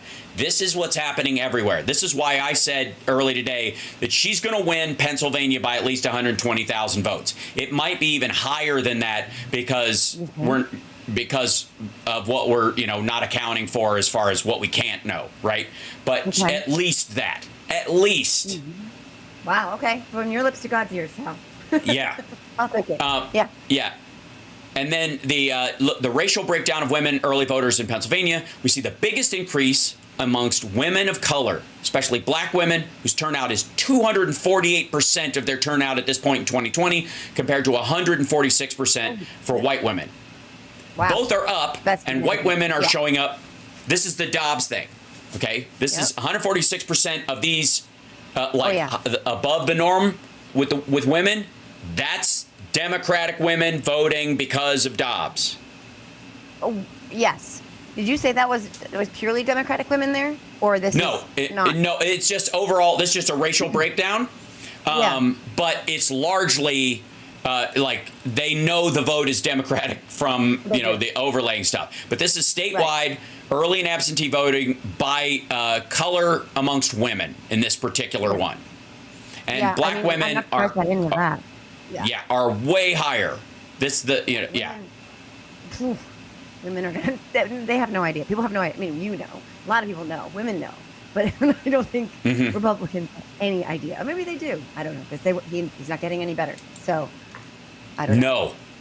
No. Okay, so I've been watching this fucking decay for the last, 10 months especially. Like, there's been a precipitous decline, I think, since the mugshot. I think the stress of the mugshot, for all of his bravado and bullshit, was decimated him. And I also think he has untreated PTSD from the shooting. And I don't think he's getting... Yeah. I don't think he's getting any help about that. I don't think that person ever sought help or would be open to receiving help of any kind. No. And I also think they go, it's almost the exact opposite. They shun it in that regard. Yeah. And I have my issues with long-term psychiatric help when people don't have a brain stem problem. If you just stay at it forever, but if you've suffered an acute trauma, it's super necessary, right? Yeah, right. And like just being in it like Woody Allen forever, just yammering, like get some friends. But if you're talking about something like this happens. Talk to somebody. That's why cops all across the country, when they're involved in a shooting, either on them or of someone else, they all go through. They all have to go see a shrink, and it's smart. Yeah. It's changed the nature of these things. I would argue that unaddressed trauma has created Trump and Vance largely, and especially in terms of Vance's mission to punish women it feels like it's all about punishing his mom, and Trump is punishing everyone but his parents. I mean, I would argue that as an amateur, I only know from my own exploration of these sort of things, but they're both neither one of them has the capacity. Mild experiences with shitty men will help sometimes, right? Yes, every woman has them. I'm very proud not to be that dude in a lot of women's lives. Quite frankly, the opposite. We call it tonic masculinity. The kind of masculine that helps. It tastes good. Right. That's right. It goes down smooth. So, but I honestly think those two things together have really pointed out like a generalized decay in his ability to function, because he's all over the fucking map. Like it's they have to see it, right? I mean, the grocery comment, did you see that? Where he was going off about what the word grocery means. Right. Grocery means what you eat. And then he was down this rabbit hole about his stomach. And it's just, no, I mean, like, it used to be the weave made some sense. At some point, there was always, maybe often, at least, right, you kind of knew where he was coming from. But now it does. It feels even more random. It feels even more untethered from reality. He feels lower energy, like right, low energy. Like he's just. He was on that the Flagrant podcast. And so a lot of people are pointing out the fact that the hosts couldn't help but laugh at him a couple of times because it's just the mode. I got, his whole thing about where he was like kind of vibing with them. Let me tell you, I call it the unselect committee. They called it the select committee. So I called it the unselect committee or whatever. I'm like, you guys, if you had a guy your age sitting right there in any fucking industry, if Mark Cuban was sitting there and he said that, you would dunk on him like fucking crazy. Yeah. You would go, dude, what do you... Yeah, brilliant. Let's everybody give it up. Unselect. Who could think of such a thing? But they're all like, dude, so fucking great. But even then, there were a couple of times where they couldn't help themselves and they had their kind of like early Baba Booey moments with him, like old stern douchebag moments. And they couldn't avoid it. And they found themselves laughing at him for those very same reasons. When he said he's a very truthful person. Yeah. Yeah. Right. Yeah. He said basically a truthful person, which again, the laugh word is basically, and that's what they all laughed at because that's, if any dude says that to you in a group of dudes, if any woman says that to you in a group of women, you'll go basically, like everybody in the room will go, oh, basically, Mr. Basically over here. Okay. Fucking basically, I don't lie. Basically. Okay. Yeah. Really? You want to go back through basically the last 6 times we talked and pick out when you were full of shit? So they couldnand help it. And no, basically I'm a natural blonde, Hal. Basically. And basically Trump is 6'3" and basically weighs 185 pounds, right? And basically he doesn't shit himself on the regular. Can we have a moment of silence for Walt Nauta? Oh God. The diaper changer. Did you hear him fart in that whole thing yesterday too? Yeah, we did. But yeah, and Boston Brian caught that one. Stage last night and makes fun of him from wearing diapers. Oh my God. And it's and again, like, all right. Do I think it's a setup? Yes. Yeah. Do I honestly, I think there are people in the crowd who they tee up and go, his own, like, because they know what the speech is going to have in it. You think he's ever changed a diaper? His own, I was going to say that, but I didn't want to. Like, we're savvy enough to know at this point that this is like, they're like, okay, Trump, remember when somebody yelled he's a pussy about, I forget who it was at this point, it happened so much, about Biden, I guess, during the 2020 campaign. And he's like, I wasn't going to say that or whatever, that kind of language. But he said he's a pussy. Like, he actually says it. He's like, that fucking dumb. And that was Don Jr. or Eric teeing that up. We got to get that he's a pussy on recording. But my dad can't say it because we're in Operation Presidential. Right? Right. And then he's too fucking stupid not to say it. Yeah. Yeah. Has absolutely no filter either, and doesn't listen to advice of anyone ever. Like, no. Yeah. Right. Which again, I'm very happy about. I'm proud of that fact. I'm proud of the fact that he is, as a real narcissist myself, that in his pretend narcissism, that he has to, like, overinflate himself and can't say any, can't back down from anything ever. And so he's the easiest person to fucking bait. That's why so the debate, when the talk afterwards was, she trapped him. And he's like, and for weeks after, he's been like, there was no trap. She couldn't set a trap. You can't trap it. Flies. Flies. You can't trap it. Right? Trapper keeper. Yeah, right. I got her the trapper keeper in a folder with if you like me, check this box. How to be an American. He is, I have to say, he is fucking slowly turning into Phil Hartman's Frankenstein. Like if Phil Hartman's This shit, hold on. love child with Twiggy. To me, it's either C-3PO or Twiggy. Mini. Hold on, I'm gonna open this up and keep it sad. This is not a rally. This is fucking. It's terrifying. He walks out at the beginning of the fucking song. Fire. And you can tell he's like, look, and again, look how, I know the lights are dark, but look how fucking dark he is. And when they finally get light on him, they finally get the spotlight on him, his face looks like he slammed his face in Cheeto diarrhea. It's the worst. And then he just stands there like a dickhead while the whole song plays. Weird. I fucking can't. And you can tell that he's like, I gotta do something. Okay.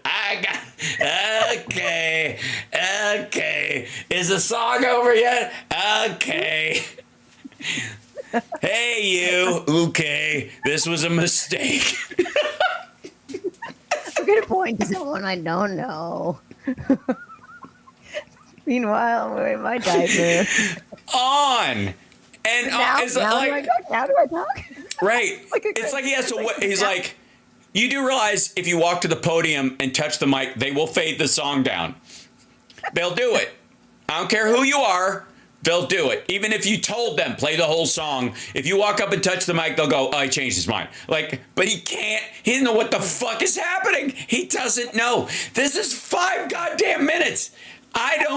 This is mind-blowing. This is disqualifying on its face. If Joe Biden came out and for the whole Hail to the Chief just stood there and went, la, they'd be like, 25th Amendment, or, well, Trump would say 24th, but... But to your point, though, after Biden, bathed himself in explosive diarrhea. Because that's the thing. It's not the usual Trump, you mean, yeah. color. It's like a extra brown. There's an extra hue to it. Yeah. It's give me the Detroit mix. I scare Burnt my orange. kids when I put a face mask on. Sometimes I'll scare them. They coming out with just show. Look, that is fucking terrifying. If I saw that guy in the cereal aisle at the grocery store with his tucked nut right here, the neck fupa. Ugh. The neck fupa. He stands out there for the whole fucking song. I don't get it. I don't know how the fuck. Here's what I want to do. I want to sit and watch that. Yeah. With the sound off, with Sean Hannity and Joe Rogan and Jesse Waters and Greg Gutfeld, and go, you guys shut the fuck up. I don't want to hear a peep out of you until he goes to the podium. Yeah. What? Right. Yeah. Because Gutfeld's going to make a joke he did that. You know what it was? How he did it on purpose to be funny. He knew we would laugh. So that's what he did it to be funny. That's what he's so committed to bringing us joy. He's a president for all Americans. He wants to even make the left piss themselves with laughter while he shits himself with sorrow. And then of course he insults Detroit. And I got all right. First of all, oh yeah, he did. I remember now. Yeah, he comes in. He goes, the whole country will be like, you want to know the truth? Well, fuck, here it is. This is what he said. Hold on. Oh wait, that's the image. I'll get the audio of him saying it. But he goes, to tell you the truth, the whole country will be like Detroit. It's going to be like Detroit. Okay, first of all, Detroit's kind of doing fine. Like, as big cities go, it's recovering nicely. Their new fucking train station's magnificent. They got a bunch of downtown investment. Yeah, here it is. This is fucked up. What? This is the line. Here you go. The whole country is going to be like, you want to know the truth? It'll be like Detroit. Our whole country will end up being like Detroit if she's your president. You're going to have a mess on your hands. This dumb mother, he's at the Detroit Economic Club meeting with them.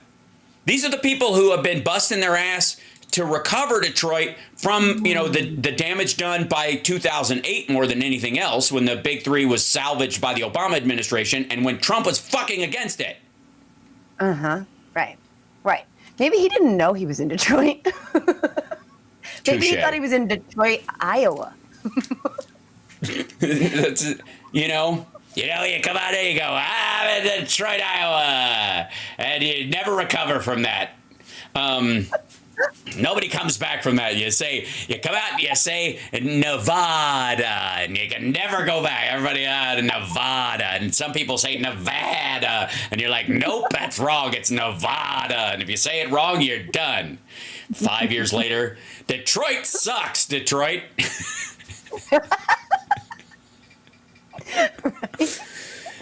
This Lord, how far you've fallen. Yeah. Oh, God. Okay. So, all right. Before I hijack the conversation again, what's at the top? And by the way, everybody, you're watching HAL Mornings Mega Worldwide. This is JoJo from JERZ. You probably already follow her because she's killing it on Shitter, and you're on Insta as well. All the places. And the threads. And then threads. And the threads. Excellent. Even the Facebook. And the pod. And the TikTok and the podcasting, and you're doing the things.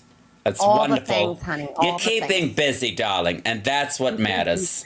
That's the important thing. And all the things, yeah, and all the time. And I also have my kids all the time, even though my trolls said they were taken from me. They were not. They do? That's the line? All the time. Oh my God! They have created a reality where I'm a drug addict with a rap sheet. I've been arrested 7 times, and I'm not even allowed to see my kids, let alone have custody of them.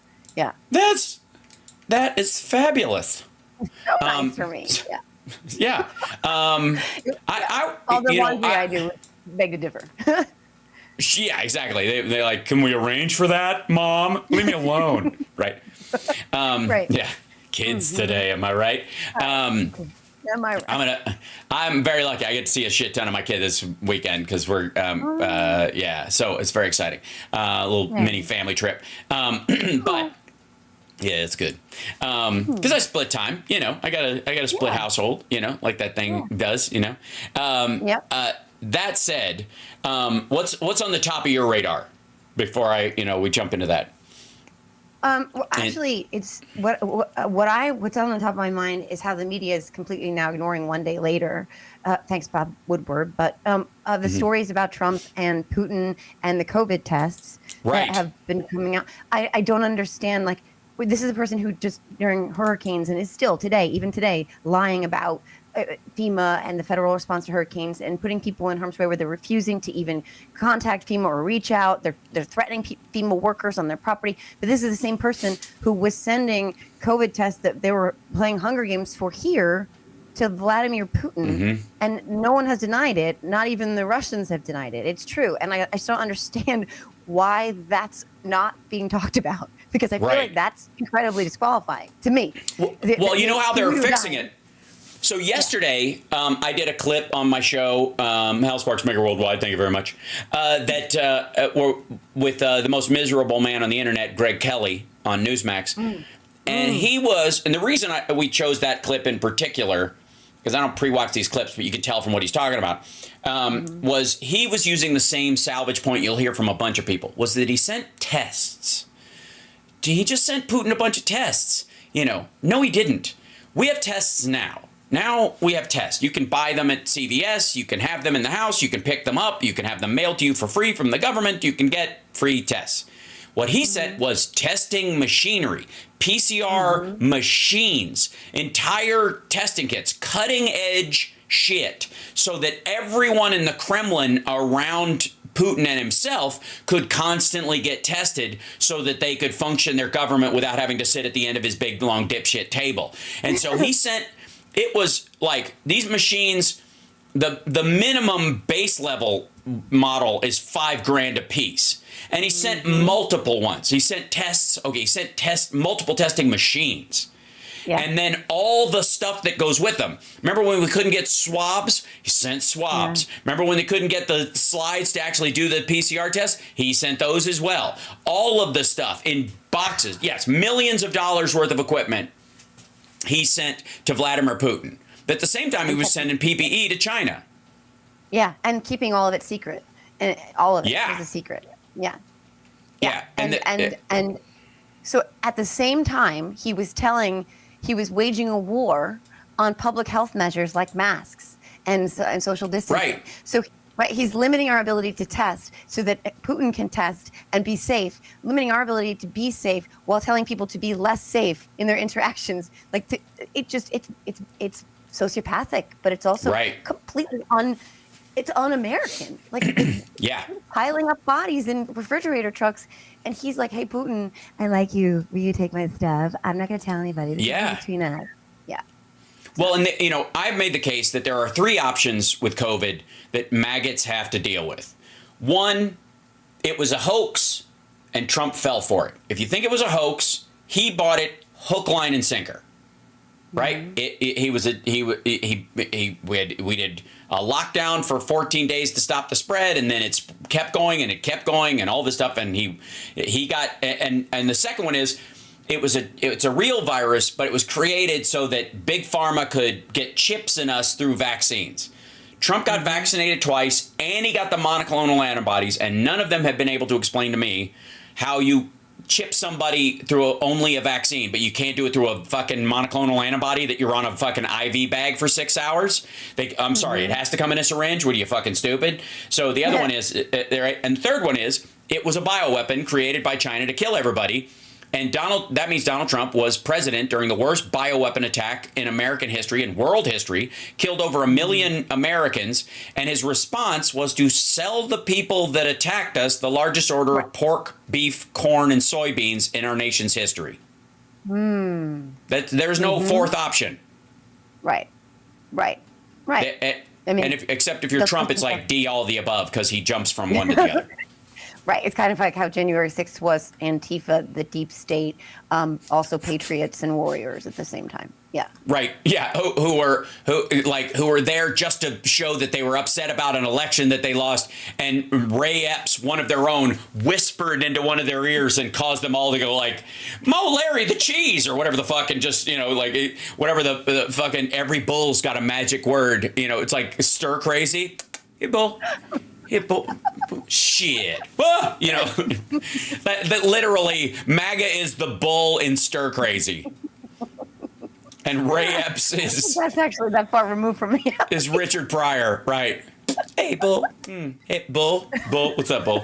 Hey, bull. But shit. That's exactly what they think. And I got to tell you, I have a question for you, JoJo from JERZ, amazing advocate for democracy.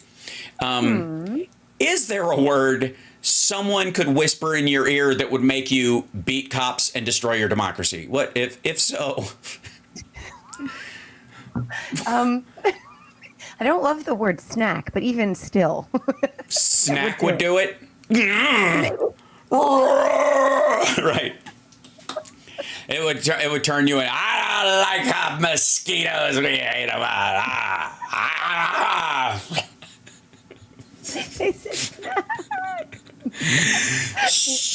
It's like Eine Mache Frau in Dead Men Don't Wear Plaid.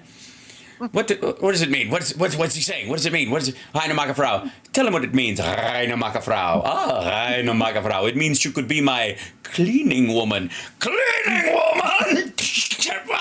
I'm like, I don't know if you've ever seen it, but it's beautiful and you have to. Steve Martin, if he hears cleaning woman, he tries to strangle the person who says it because his father ran off with the cleaning woman and his mom died of a broken heart. So My favorite anytime movie is The Jerk, which is Steve Martin, but I've never seen Dead Men. Oh, Dead Men Don't Wear Plaid is amazing. It's literally intercut. It's black and white. It's intercut with old movies. And he interacts with, Betty Davis and all these like amazing actors doing scenes with them, using their dialogue. It's fucking meta as shit. It's so good. But at one point he's telling that story and he tries to strangle his co-star in the movie. And she's like, why did you do that? Because he tells the story and he goes, now every time somebody says, I go berserk. So yeah. I can picture that. So my theory, I'm sticking to it. I think someone whispered I think Ray Epps was whispering cleaning woman to a bunch of these folks, which goes to that unresolved mommy issues. Was like, I happen to have a DIY pop-up gallows in my pocket that I have been carrying around for years. And he said cleaning woman, and now I need to erect it. Right. Tack, tack, tack, tack, tack, tack, tack, like fucking Bugs Bunny. Like tick, tick, tick, tack, tack, tack, tack, tack, tack, tack, tack. Hey. Or they're puffing it up like if they're inflating it. Like Insta gallows, like a bouncy house for insurrectionists. Hang my pants. Wee. That's going to be at a maggot birthday party, and you know it. They're going to have a gender reveal party, and that's going to be there for the toddlers to play on. Mike Pence bouncy gallows. The bouncy gallows. Remember when we almost made it? It reminds me of this. The dream almost came true. So here's the other thing. I think looking at that polling stuff and in semi-seriousness, yes. And looking at the bouncy gallows, which is now taking off in the chat room because everybody's laughing about it. That looking at the polling data, one of the other things that I have to parallel that with was the good liars showing up and interviewing people, or some of the other like influencer folks that are showing up, Adam and others that are showing up at these events, interviewing people and asking them questions. Right. And rarely do they find somebody who isn't basically QAnon still. Uh-huh. Rarely is there an interview with anybody who wants to say a word that isn't full on just committed to this idea that, Democrats are baby eaters and Hillary Clinton's been hung twice at Gitmo. Mm-hmm. The first time they hung the real one, and then they made a clone and hung it because her crimes were so bad, which I believe is an abortion, but I'm not sure. It's like an abortion in the 10th month because even though it was a full-grown old lady clone, it was still brand new. I don't know why it's guilty of the sins of its genetic offspring. And maybe that's what Trump meant about murders in your genes. That's why they had to hang Hillary 2.0. But do you think there's, I got to say, if you're polling and you're calling people up, are you still a Republican? Who's saying yes? And in that, who are you voting for? And they're going to say, whoever's left in the Republican Party, 100% is going to say Donald Trump. But are they even voting, a lot of them? Are a lot of those cute? Yeah. Yeah, I think you're right. I think, the crazies, the crackheads with a Q, they're voting. They're going to go, and they're going to, bring their whole crew with them. But I think that's reflected in that polling that you talked about. I think that there are a large number who, if they vote, they're not going to vote for president. That if they vote at all, they might just sit home because they're like, I can't. You know what I mean? Right. But I can't vote for her, but I cannot vote for him. So I'll either sit it out or just vote for the rest of the down ballot races. Yeah, I have to say, I don't think those people, the QAnons, by and large, are voting. You don't think so? I think there's a huge chunk of them. It might be 80-20 are voting, but 20% of them at least don't go anywhere near a government facility or someplace where the amount of crazy that these assholes believe. If you believed what they believed, would you go to a coordinated place like a voting booth, or a polling place that the government sets up in your area? Right, and they're not they're not going to vote by mail. That's for sure. They're not going to put anything on paper. Yeah. So no, you're that right has about their that. address. Yeah. Are they filling out government forms? Are they updating their shit? Are they getting a new ID? I'm telling you, real ID is going to be a fucking nightmare for Republican voting because they're not going to get it. They all think it's the fucking mark of the beast. Right. So Republicans, again, are shooting themselves in the foot because they're the ones that are demanding this, all the ID and all that stuff to vote. And then their people are like, I don't have that. You have that? I don't trust that. Like I said, that's the deal. Yeah. Like, I'm not. You look at that one time and you're done. You're cursed. That's right. Yeah, so I have, because my birthday just came up, my license expired, and so I had to re-up mine, and I have my temp one coming, but I've got to get my real ID by May of next year or whatever. So as soon as my new one comes, I'm just going straight to the DMV and getting it done, which will have in its little code whether or not you're a citizen. Mm-hmm. Right. It's going to be in there. Whether you're a resident alien who's visiting, somebody who lives here part-time, somebody who's married to somebody but hasn't become a citizen yet, or they're in the process, they can get a driver's license in this fucking country, but you can't register. Just having a driver's license is not enough to register to vote. It's proof of who you are and who you say you are, but it doesn't prove that you have the right to vote. It never has, it never will. That's why in California you can't use one to vote. They can't force you to do it because it costs money, and it's not proof you're a citizen anyways. Right. So it's that part, I think they're going to be hoisted by their own petard, and I think that's happening this cycle.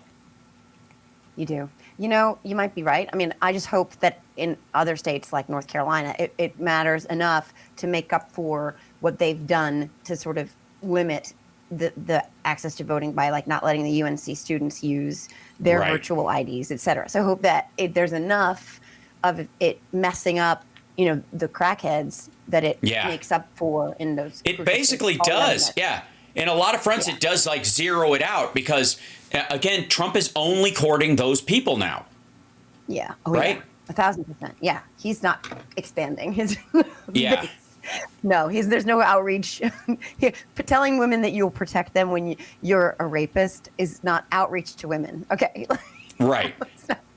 It's how date rapists work, though. Mm-hmm. Right. I mean, honestly, if anything, that's going to make more women vote against him. Honestly. Right. That was creepy. Yeah. Yeah.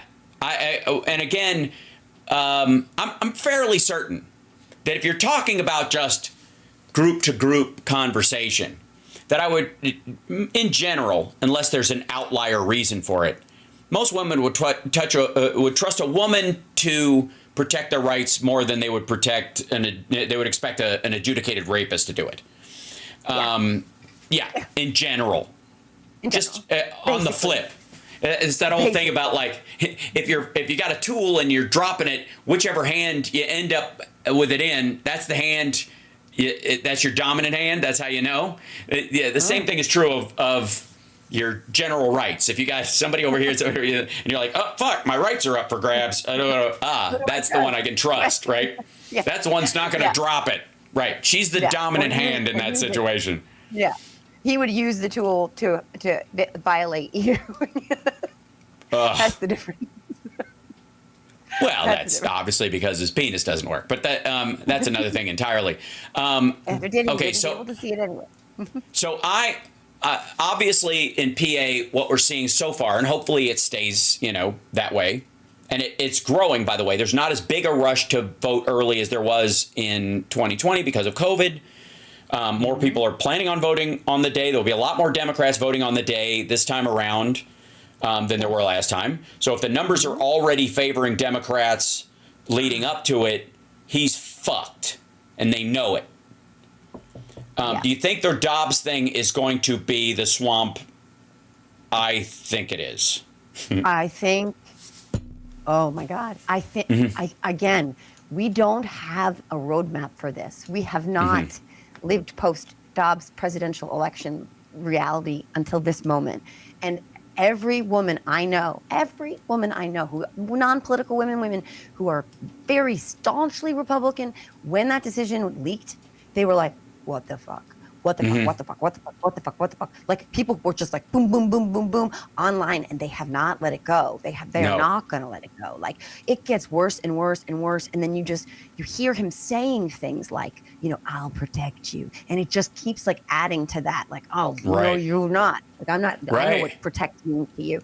So it's going to be a tsunami, like a tsunami of women, but also of allies, like of dads who have daughters who like feel like as dads, like I have to protect my daughter. Like I'm not gonna. These are dudes who never ever thought abortion was their issue, right? They didn't know all these other things that were related to abortion, like miscarriage care, ectopic pregnancies, and you could die in parking lots or be rendered unable to have children of your own because they won't give you care. Like this never occurred to a lot of people. It's not their fault. It's never been their reality. It never was mine. Still not mine technically because I live in New Jersey, thank God. Right. But look, again, we have to point to 7 states, often almost all of them red, I believe. Yes, right? All of them red, who have put this on the ballot. And in Ohio, in particular, 18 different Trump counties voted to enshrine abortion in their constitution. So these people are online, and all you have to do is they know, look, if I don't vote a certain way, that thing that I voted for, they're going to toss it out. They're going to cancel out my voice. They're going to cancel out my voice. Look, I don't need to be pro-abortion, but I am don't let my daughter or my wife or my sister bleed to death in a parking lot because she got pregnant. I think, so there's that, right? And if you add to that, so that's going to be, I believe, a tsunami of people who are going to turn out, new voters too. You add January 6th to that, and I think, again, we haven't been post-January 6th presidential election. I think a lot of people have that, whether it's been memory hold or not. That's still in there. And it's a big difference maker because it's like, we all felt awful watching that. No matter what you try and whitewash or try and revise it or all the messaging that you've heard that's trying to tell you didn't see with your own eyes what you saw, it's still in there. And I think that's going to have an impact too, and it's going to keep a lot of people home. It's going to keep those Republicans who were like, God, that was bad, like in real time, home. But I also think for a lot of other people, it's like, no, I'm going to make sure we never go back to that. So I think those two things combined are going to make a big difference. And what I worry about, Hal, is not necessarily the results of the election. I worry, and I'm sure you talk about this a lot, I worry about what's going to be done with those results in certain states. That's what I worry about. West Virginia, for instance, just if there's any appearance of fraud, they can toss out the results. Like I mean, that's well. Then this goes. Yeah, here's the thing with that. All you've got to do is create a situation, if you think you're going to lose the state, of the appearance of fraud. You just create some fraud. You just take a bunch of rando ballots that are bullshit and mail in 100 of them, and know you'll never get caught. And so you can look. Here's the reason. Let me just clear the fucking decks on this. The reason I think Donald Trump says, I know there was fraud in 2020 is because he fucking paid for it. That's my opinion. And I will stick to it this whole time. I think when he says, a very well-respected person told me that if I had 62 million votes, you couldn't, or 65 million votes, 2.5 million over what I had last time, I can't lose. And so I think they set out to buy those fucking votes. And the reason in a bunch of these red states where the Republicans there were like, hang on a fucking second, didn't want to look into it, was because he bought those votes and he still lost. And they're like, fuck, if we look into this, it leads right to us. So let's just, Biden won. We were short votes that we bought and fixed and created fraud. And I would say to all those folks in the Giuliani world, feel free to at me. Yeah. Prove me wrong. Because just because someone cheated in an election does not mean they were the winning party. As a matter of fact, a lot of people cheat in elections when they do, especially on the local level, and still fucking lose. Then they're caught later and kicked out. Sometimes they win and then they lose their seat. But a good portion of the time, they try to cheat and win and they fucking lose. And I would argue one of the reasons why Trump is so sure that there were fake ballots coming in is because they were for him.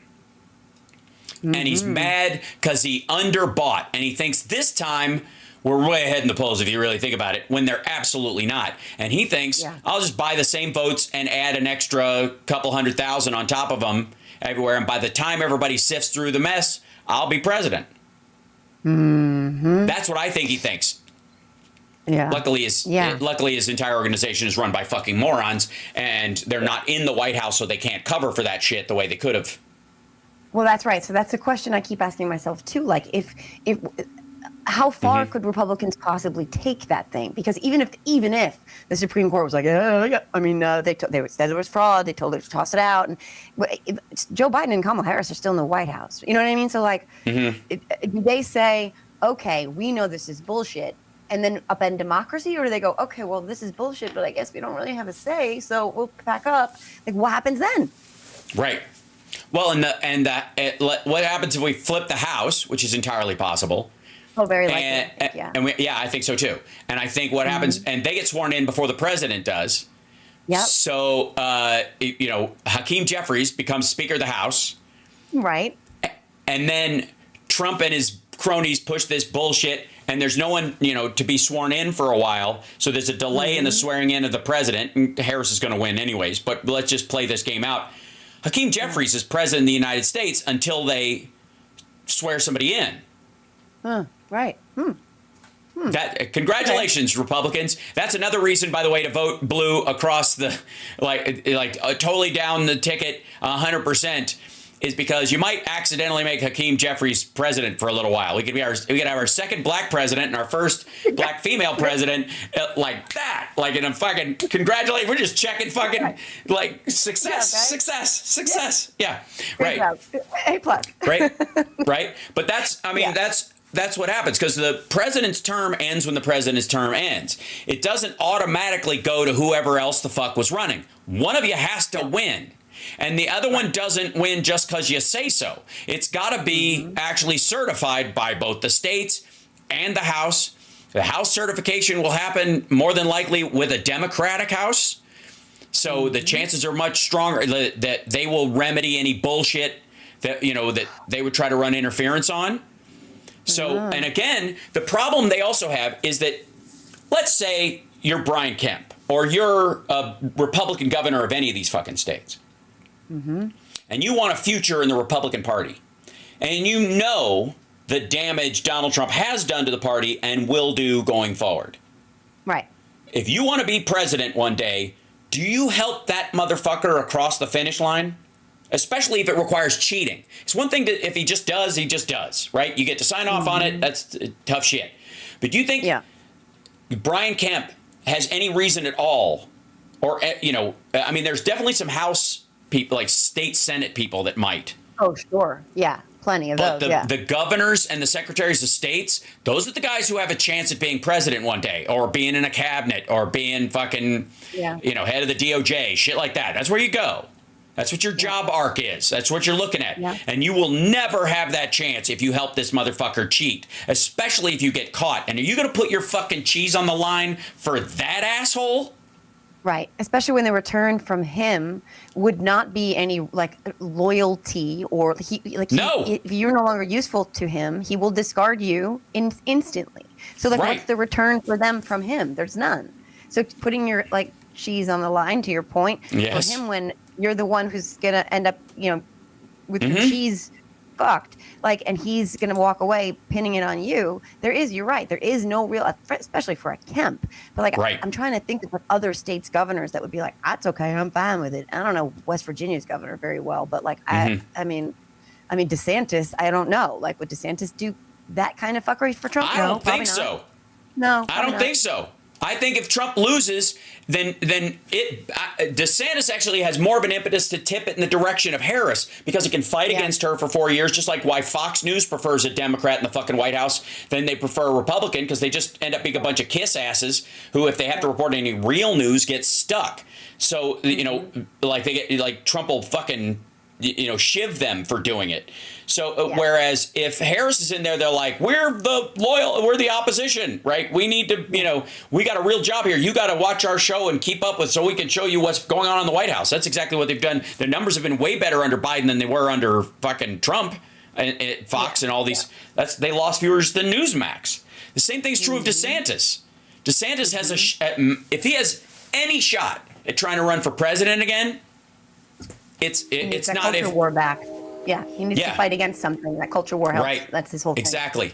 And if Trump's in there and pushes it too far, which he will do, he will sign a national abortion ban. He will. He fucking will. 1,000%. There's no question, because and it will include it will make IVF illegal. They'll have other fertility. They'll do this tap dance about other fertility treatments, but they will absolutely drop IVF.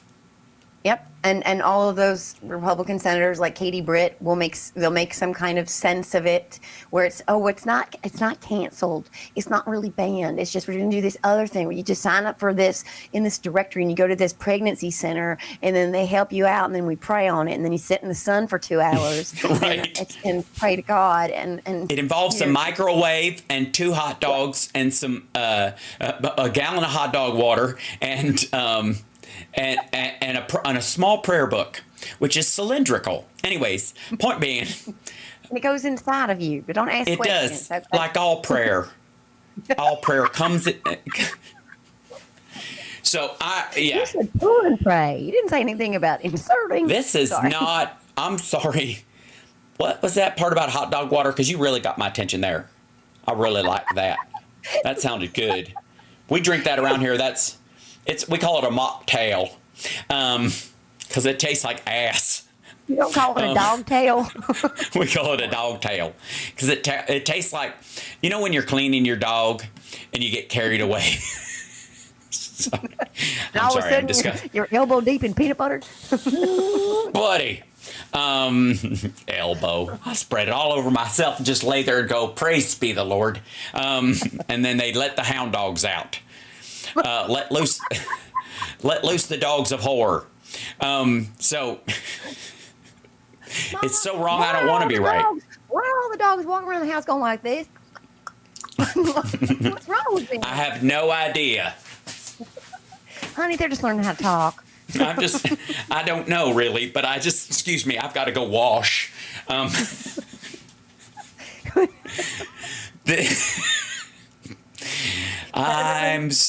what gets that color. That's how he does it. That's how it is. What it was.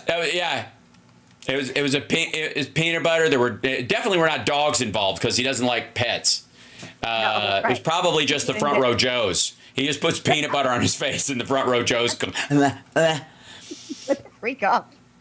By the way, this is JoJo from JERZ, everybody. You probably already follow her everywhere, but you should anyways on all your social medias, especially Threads and Instagram and the ones that will survive this election cycle, because I don't think Elon Musk is wrong that he's probably going to jail. I do think he's wrong for why. I think he's selling this bullshit free speech nonsense when, in all honesty, it doesn't have anything to do with that.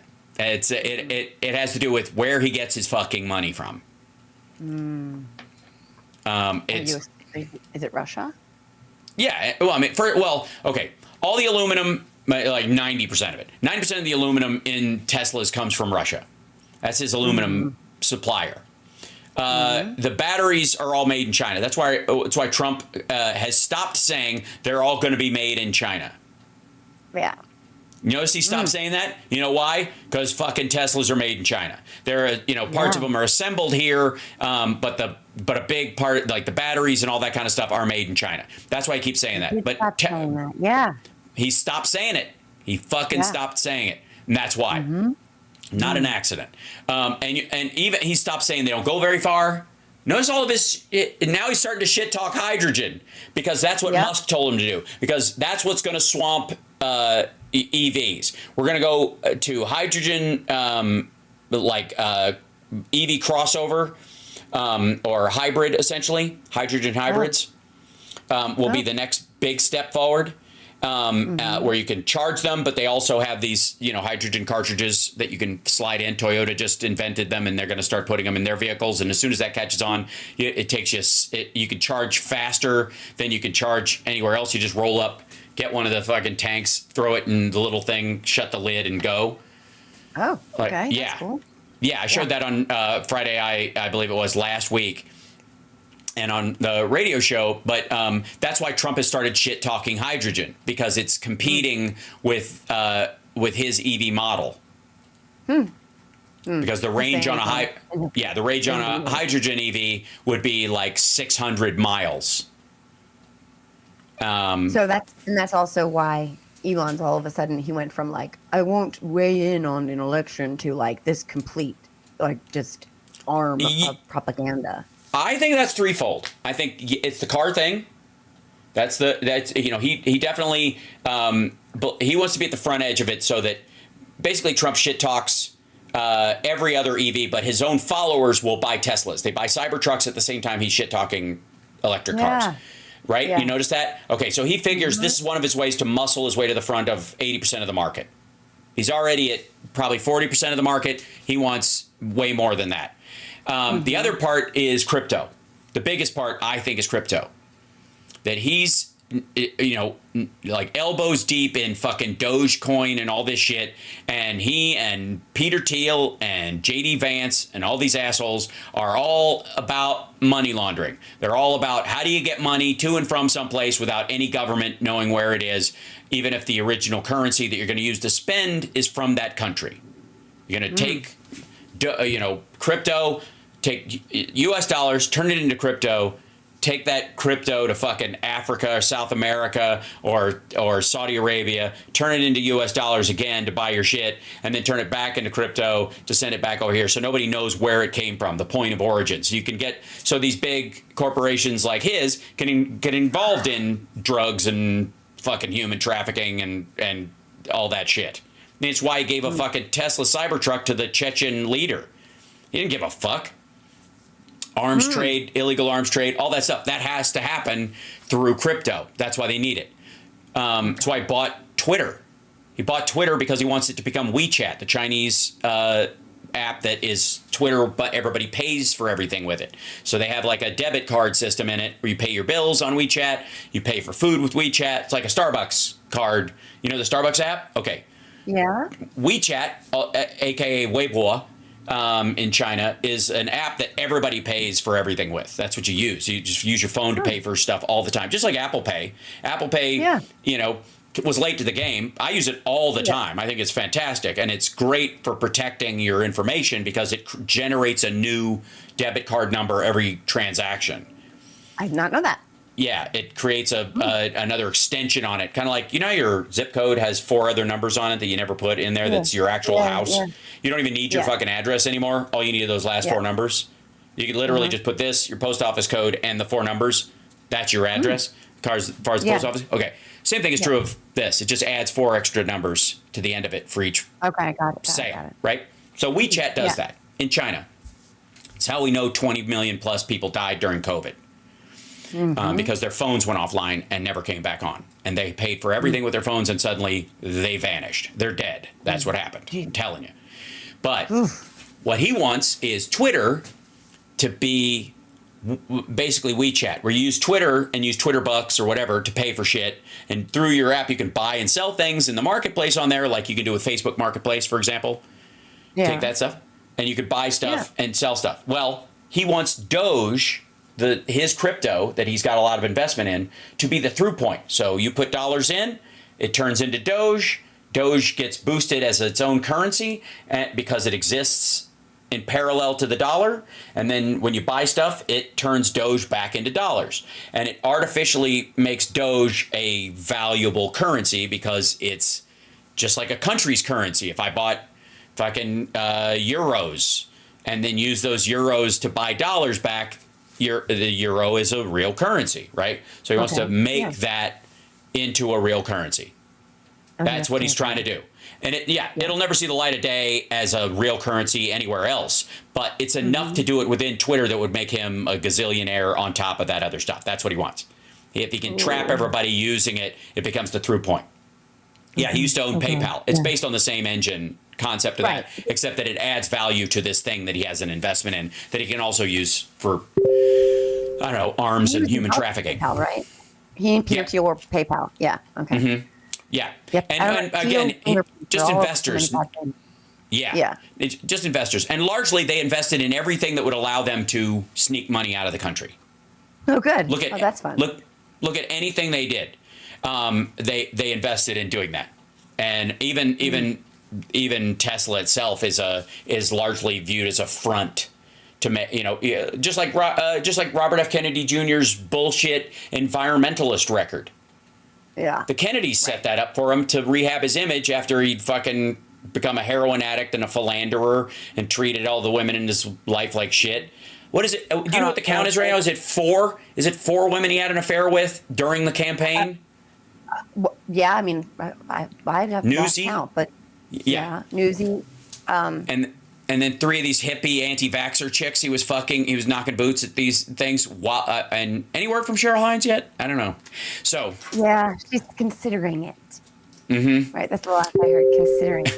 Cindy Weber is saying, "Hal, play JoJo the Bo Duke song." I'm not going to torture her with "Don't Donald the Trump," but I will send her the link afterwards. It's so sad for me because I was a Bo Duke. I was, you picked. And I was Bo. I was the Bo girl. Mm-hmm. I was the Bo girl. Mm-hmm. I was always the blonde. I would always pick the blonde. Like on Riptide and stuff, I'd always pick the blonde. Mm-hmm. I don't know what it is. I was not a Daisy Duke fan. I was a Wonder Woman fan. Oh, I mean, I had nothing against Daisy, as it were. No. But it wasn't, the direct draw in that regard. Yeah. And, yeah. And by the way, I grew up in Kentucky, so I was surrounded by that on all sides. So, yeah. Right. Oh, You're like, her again. Like on a car. How a novel. Woo-bitty-hoo. You're right, yeah. Back when it was cute and didn't have any meaning, except to those that it did. All right, I went over time with you, and I appreciate you coming in. I can't tell you how much I love having you on, and I hope you will come back on again between now and the election because we need you, and you're doing such great work. Everybody, please follow JoJo from JERZ on all of her social medias because you must. And most of you already do. I know. Did you tell everybody how we almost died? We didn't almost die. What are they called again? The underbelly of the Chicago? What are those called? In Lower Wacker. I gave her a tour of Lower Wacker because she wouldn't climb over the fence at the closed gate because of. So I was like, okay, we'll find our way back up. Here we go. And so we're walking around Lower Wacker. Yeah. And I was like, you were such a gentleman. He was a gentleman. I was afraid. I was terrified of heights. I was wearing heels. Everybody climbed over this fence at the top of these terrifying stairs. And I couldn't do it. I was paralyzed with fear. And they all left me behind. And Hal said, I'll walk you. I'll find a way. And you did. You accompanied me. And we had an adventure through Lower Wacker. But thank you for that. Yeah, absolutely. I was like, am I going to have to kill somebody on Lower Wacker again? Why am I always Batmaning around? Yeah. My understanding of Lower Wacker is entirely different, but I did not experience any of that down there. So we'll save that for another day. Yeah. No, it's totally fine. But I will say that was your first time, I think, experiencing Lower Wacker in Chicago, which in and of itself, except maybe seeing the Batman movies perhaps the Matrix trilogy, because Chicago was the Matrix city as well. I feel like I just had no idea that there were any whackers in Chicago. It was very there's an upper Wacker and there's a lower Wacker. We have 2 Wackers. Yeah, we're very proud. I know. Yeah. Right. Too many. That's what. Isn't that the name of Trump's dance? 2 Wackers. Call that the double-fisted jerkin twist.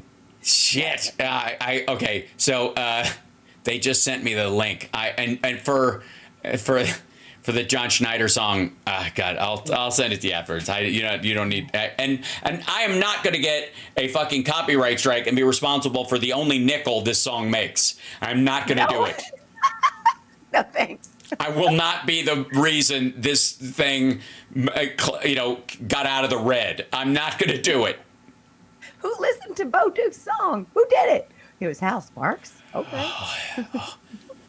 I mean, I covered it on my show, but my favorite part is where he backs away from it and this guy, his wife wrote this song, and I was asked to kind of, I don't know, it's like I'm really proud to do it, but it's It was so good. All right. Anyways, much love to you. Thank you for coming on. I will see you again very soon. Take care of yourself. Bye. There she goes. Ladies and gentlemen, I got to let her go. JoJo from JERZ, who is amazing and magical and wonderful and does great work. And please follow her on Shitter because she's still there fighting the good fight. As well as, on really where I like Threads and Instagram where like, I think almost like the real work gets done. Like there's like this, it's all right. Twitter, I think JoJo would agree with me on this, is the lower whacker of, she's still there. She's still hanging out behind the thing. Hold on. Am I wrong? It's just, Twitter is the lower whacker of the internet. The lower whacker. Oh yeah, you go to Twitter when you're like, I'm just gonna get in there and it's gonna be dirty. Just and fucking get an elbow to some mosh pit, right? Yeah. But the upper whacker is where real people do real business and walk around with real lives and that kind of stuff. And lower whackers where like truckloads of shit drive through. Yeah. Avoiding all the real people. You're gonna come out battered and bruised and maybe with a rash. Yep. Twitter. That's true. That is Twitter. And then Instagram is like the middle whacker or whatever. And then like I guess like Threads would now be like the upper. Instagram is Rush Street. If we're gonna do full on, trust me on this. Instagram is Rush Street. Yeah. One day you will. Okay. Rush Street's the party street where very upper crust people come down and sketchy shit happens at the same time. It's where a lot of hookup culture is, but at the same time it's like North Side yuppies. Okay. So Instagram DMs is Rush Street. I'm just saying. I believe. Okay. I'm sticking with that. Yep. Rush Street is part of the Viagra Triangle. That's right. Wild card. Yeah. That explains why I didn't get laid in Chicago. I didn't go to that Rush Street. Well, if next time, don't rule it out. Yeah. That was not on the tour. So next time. That's where the women with the fishing poles go. Like, I'm going to get me one worth keeping. What do you put on the end? What kind of bait you using? Double D's. Is that a wallet in your pocket? Got him by the wallet. I got him all snapped. God damn it. He was too heavy for my line. My sides hurt. My job is done here. I must move along. All right, I'm going to let you go. I got to go pack. I got to finish packing. I got to be at the airport in like an hour and a half. Okay. Have fun. Thank you, I will. All right. Okay. Bless you. Bye. There she goes. Bye. Okay, all right, bye. Because if she sticks around back there, we know that I'll bring her back on, and then we'll just be here all day, and it's already bad. They're our Midwestern goodbye, and I'm not going to do it. And then every time I try to do it, and I've got so much to do, so thank you for watching the show. It's HAL Sparks Mornings, Mega Worldwide, Monday, Wednesday, Friday, 9 a.m. to 11-ish. And then no afternoon show today because I will be on a plane because I'm flying to Kansas City for the Sexy Liberal Kansas City show. Radio tomorrow like normal, and then Sexy Liberal Kansas City is going to be very exciting, and I've got to write a whole new act. So thank God I have a plane ride and between me and then so I can, I don't know, source some of this stuff. Like try to put it together in some cohesive mush. I feel like at this point, political comedy is like being one of the marketing people at KFC that came up with their breakfast potato bowl, which is just like, just take some potatoes and some chicken, whatever happened today, and put it in a bowl. Just eat it. I can't make sense of it. It's all just it's all a mess. We are in the mash bowl of the KFC mash bowl of politics right now. And I love you guys, and I'll see you later. And like and subscribe and give a thumbs up, support the show, etc., etc., etc.